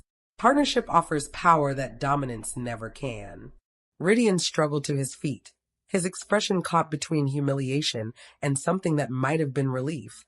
as if losing had freed him from a burden he'd carried too long. He looked at his remaining warriors. We're leaving. Anyone who wants to stay, to try bonding, I won't stop you. But I'm done here. He left, limping, diminished, and most of his warriors followed. A few stayed, choosing to join Kaylee's group, but the bulk of his army departed into the darkness. Airless watched them go, her ancient face unreadable. Then she turned to the four bonded pairs, and Elowen saw something unexpected in her eyes. Not hatred, not fury, weariness. You've won, Airless said quietly. Not the battle. That was never in question once Kaylee's arrived with reinforcements. But the war. The ideological war I've been fighting for 500 years. She gestured at the song-blooded who'd chosen to stay, who were already tentatively approaching the wolves Kaylee's had brought. They believe you now. Believe that bonding is possible, that the old alliance can be rebuilt. I can't fight that belief without destroying the very people I've spent centuries trying to protect. Then join us, Elowen said. Help us build something better. You're the eldest, Airless. Your knowledge, your experience, we need them. Not to perpetuate hatred, but to heal the damage it's caused. I'm too old to change, too committed to the path I've walked. Airless looked at her hands, marked with centuries of scars.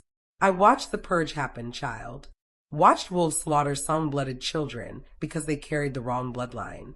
Watched families burned, entire communities erased. You can't understand what that does to you, what it requires to survive that level of trauma. You're right. I can't understand that. But I understand that trauma doesn't justify perpetuating cycles of violence. Elowen moved closer. My mother died because she believed in something better. Sylvan died because she proved it was possible. How many more deaths before you're willing to admit that maybe, just maybe, there's another way? Airless was quiet for a long moment. Then she straightened, centuries of authority settling over her like a mantle. I'm returning to the Vale. I'll tell the council what happened here, that bonded pairs have proven themselves viable, that the old alliance is being rebuilt, whether we approve or not. She looked at the song-blooded who'd chosen to stay. Those of you who want to pursue bonding, you're exiled from the Vale effective immediately. The council won't support this insanity. But you won't actively oppose it either, Kaylee's observed. I won't actively oppose it. Consider that my concession to age and weariness. Airless turned to leave, then paused. Elowen, your mother would be proud of what you've built. Even if I think it'll ultimately fail, she'd be proud you tried. Then she was gone, taking the remaining council loyalists with her. Silence fell over the outcropping, broken only by the wind and the sound of wolves and song-blooded beginning tentative conversations with former enemies. Did we just win? Nyxera asked, emerging from where she'd hidden during the battle. Is it over? This battle is over, Lorcan said. But the war, the real war for hearts and minds, that's just beginning. Kaylee's approached, her silver eyes warm. You did well. Better than I hoped. When Valor contacted me months ago, told me there was a new bonded pair forming, and I didn't dare believe it would work. But you've done it. You've proven what Sylvan died trying to demonstrate. Valor contacted you? Elowen asked. Is he safe? For now. He's still in the Vale, still gathering information, still teaching in secret. Kaylee smiled. He asked me to tell you that Sylvan's legacy lives on, not just in the bonding you've achieved, but in every person who chooses connection over conflict. She gestured to the mixed group behind her. These are just the ones brave enough to leave their territories. But there are more out there.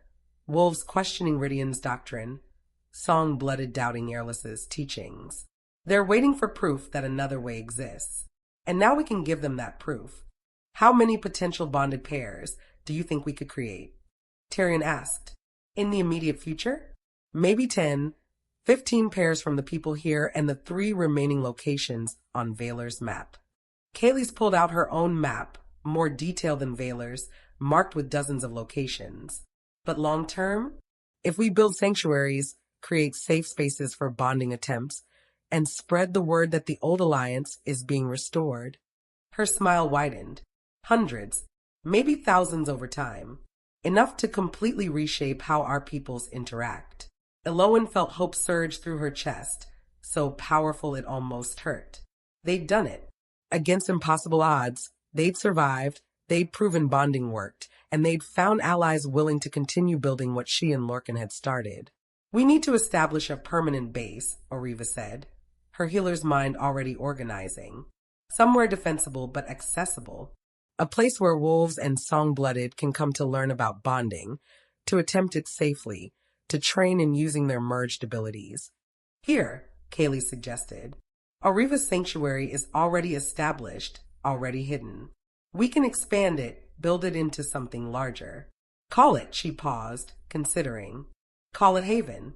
A place where the bonded and those who want to try can live without fear." "Haven," Elowen repeated, feeling the rightness of the name. "A sanctuary for those brave enough to choose partnership over hatred." Over the next few hours, as dawn began to paint the eastern sky, they made plans. Kaylee's group would integrate with the new arrivals, teaching them the basics of coexistence. Tyrion and Oriva would help establish Haven as a permanent sanctuary, using their combined abilities to defend it against future attacks. And Elowen and Lorcan. "We'll visit the 3 remaining locations on Valor's map," Elowen said. "Find the others song-blooded he identified, and convince them to attempt bonding. Build the network of pairs until we're strong enough to challenge the old systems truly." "It's going to take time," Lorcan warned. "Years, probably. And there will be setbacks, failures, people who reject what we're offering." "I know, but we have time now, and allies, and proof that it works." Elowen leaned into him, feeling their bond pulse warm and steady. "We've already done the impossible once. What's a few more impossibilities?" As the sun crested the horizon, turning the mountain peaks to gold, Elowen looked at the people gathered around her. Wolves and song-blooded, former enemies, are choosing to become partners for bonded pairs that had survived what should have destroyed them. And the beginning, just the beginning, of something that could change everything. Her mother had died believing in this possibility. Sylwen had sacrificed herself to preserve the knowledge that made it real. And now, standing with her bonded partner and the allies they'd found, Elowen swore silently that their deaths would mean something. That the world they died hoping for would be built, one bond at a time, one brave choice at a time, one partnership at a time.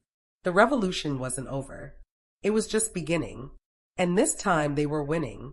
2 years later, Elowen stood at the edge of Haven's central gathering space, watching the evening celebration with a heart so full it threatened to overflow. The sanctuary had grown beyond anything she'd imagined. What had started as Oriva's small healing station was now a thriving community of over 200 residents. Bonded pairs, wolves, and song-blooded living together peacefully. Children being raised to see partnership instead of enmity as natural. 15 bonded pairs now call Haven home. Each one is a story of courage and trust. Each one proof that the old alliance could be rebuilt. Tonight, they were celebrating the latest bonding. A young song-blooded teacher named Maria and a wolf warrior named Darius who'd both risked everything to attempt the ritual. They'd succeeded, their songs merging beautifully, and now they danced together by firelight while the community cheered. Lorcan appeared at Elowen's side, pressing a cup of warm cider into her hands. Through their bond, she felt his contentment, his pride in what they'd built. "Valor sent word," he said quietly. "The veil is fracturing. More song-blooded are leaving every month, seeking Haven. Airless's authority is crumbling. And Rydian? His pack is half the size it was 2 years ago. Wolves are deserting, finding their way here or to other sanctuaries Kaylee's has helped establish." Lorcan smiled. "Turns out when you give people an alternative to hatred, many of them choose it." Elowen leaned into him, feeling the steady strength of their bond. 2 years had deepened their connection in ways she couldn't have imagined. Not just the merged abilities, but the trust, the understanding, the love that had grown from choosing each other every day. "My mother would have loved this," she said softly. "Seeing wolves and song-blooded dancing together. Children of both peoples play without fear. Bonds being formed out of choice instead of necessity. She'd be proud of you, of what you built in her name." "What we built," Elowen corrected. "You, me, Tyrion, Oriva, Kaylee's, Valor, all of us. No one person created this. It took all of us choosing partnership, choosing connection, choosing to believe that something better was possible. Nixra rushed up, now 17, and serving as Haven's primary teacher for young Song-Blooded. Elowen, the scouts just signaled there's a group approaching. Wolves mostly, but a few Song-Blooded mixed in. They're requesting sanctuary. How many? 20, maybe more. And they're led by, Nixra paused, her expression shifting to shock. Rydian leads them. Elowen's heart stopped. Rydian himself is here. He's requesting to speak with you and Tyrion. Says he's. Nixra checked her notes again, as if not quite believing what she'd written. Says he's ready to learn what the bonding can teach him. Through their merged consciousness, Elowen felt Lorcan's shock matching her own. Rydian, the alpha who'd killed Lorcan's leader, who'd tried to destroy them, who'd built his entire identity on wolf purity and dominance, was requesting to learn about bonding. It could be a trap, Lorcan said. Or it could be exactly what it appears to be, a broken alpha looking for redemption. Elowen set down her cup. Either way, we need to face him. Together. They found Rydian at Haven's entrance, and Elowen barely recognized him. The massive, aggressive alpha who'd radiated dominance was gone, replaced by a wolf who looked diminished. Still powerful, but carrying his power differently. With humility instead of arrogance. Elowen Thornhart, Lorcan of Shadowpine. Rydian bowed his head. A gesture of respect that would have been unthinkable 2 years ago. Thank you for seeing me. Why are you here, Rydian? Tyrion demanded, approaching with Oriva at his side. You tried to kill us all. Tried to destroy the bonding before it could take root. Why should we trust anything you say? You shouldn't, Rydian admitted. I don't trust myself. But I'm here because his voice cracked. Because I've spent 2 years watching my pack fall apart. Watching wolves I've led for decades choose to leave rather than continue following my vision of what we should be. And I finally had to ask myself why. He looked at the 4 bonded pairs standing before him. I told myself you were corrupted, weakened, that you'd betrayed your natures by merging with the enemy. But wolves kept leaving to join you anyway. Keep choosing your weakness over my strength. And I couldn't understand why. And now, Elowen asked, now I think maybe I was the one who didn't understand strength, who confused dominance for power, isolation for independence, cruelty for discipline. Rydian's shoulders slumped. I'm not asking bond. I'm not ready for that, and I doubt any Song-Blooded would trust me enough to try. But I'm asking to stay, to learn, to see if maybe there's a way to be a better alpha than the one I've been. The silence that followed was heavy with history and hurt. This wolf had caused so much pain, destroyed so many lives. Forgiving him, accepting him, it seemed impossible. But then Elowen thought about her mother, about Silwyn, about everyone who died believing that people could change, that redemption was possible, that no one was beyond the reach of compassion. You can stay, she said. Not as an alpha, not as a leader, as a student. You'll work alongside everyone else, learn from the bonded pairs, and help build Haven. And maybe eventually you'll understand what real strength looks like. And if he betrays us, Lorcan asked quietly, then we deal with it together. The way we deal with everything. Elowen looked at the community they built, wolves and Song-Blooded, bonded pairs, and those still contemplating the ritual. Children being raised to see partnership as natural. That's what Haven means. A place where even the broken can heal. Where even former enemies can become allies. Even me? Rydian asked, his voice small. Even you. Suppose you're willing to do the work. If you're willing to change. I am, he said. Or I'm willing to try. And watching the Bloodrust Alpha, diminished, humbled, but genuinely trying, Elowen felt the last piece of her mother's dream click into place. The war wasn't over. There were still territories that rejected bonding, still Song-Blooded and wolves who clung to the old hatreds. But Haven existed. The alliance was being rebuilt. And every day, more people choose partnership over enmity. They were winning. Slowly, painfully, one bond at a time, they were winning. Elowen took Lorcan's hand, feeling their merged song pulse between them. Around them, Haven thrived, a living testament to the power of choosing connection over conflict, partnership over domination, love over hatred. Her mother had died from this dream. Elowen had lived to make it real. And now, standing in the sanctuary they built together, surrounded by proof that change was possible, she finally understood what her mother had tried to teach her. You are special because you're kind when the world has been cruel. You're important because you choose compassion over vengeance. You're necessary because you still believe people deserve chances to be better than their worst impulses. The Song-Blooded and Wolves weren't enemies. They were two halves of something greater, waiting to be reunited. And the bonding, the beautiful, terrifying, world-changing bonding, was how they found each other again. One pair at a time, one choice at a time, one impossible act of trust at a time. The revolution was complete. The alliance was restored. And the future, their future, stretched out before them, bright with possibility. The end. Suppose Elowen and Lorcan's journey moved you.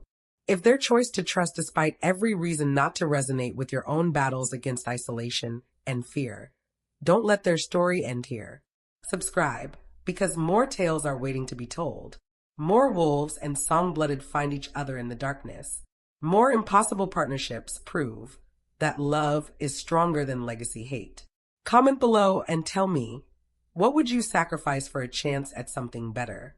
What old hatred would you be brave enough to release? Because like Elowen, like Lorcan, like every soul in Haven, you deserve to know that choosing connection over conflict isn't weakness. It's the hardest, most courageous thing any of us can do. Share this story with someone who needs to hear that broken doesn't mean worthless, that difference doesn't mean dangerous, that the future belongs to those brave enough to trust again. Thank you for witnessing Elowen's transformation from the wolfless girl nobody wanted to the woman who changed everything. May we all find our Lorcan, the person who sees our power when the world only sees our lack. Until the next story, remember, you're not broken. You're just different. And different is exactly what the world needs.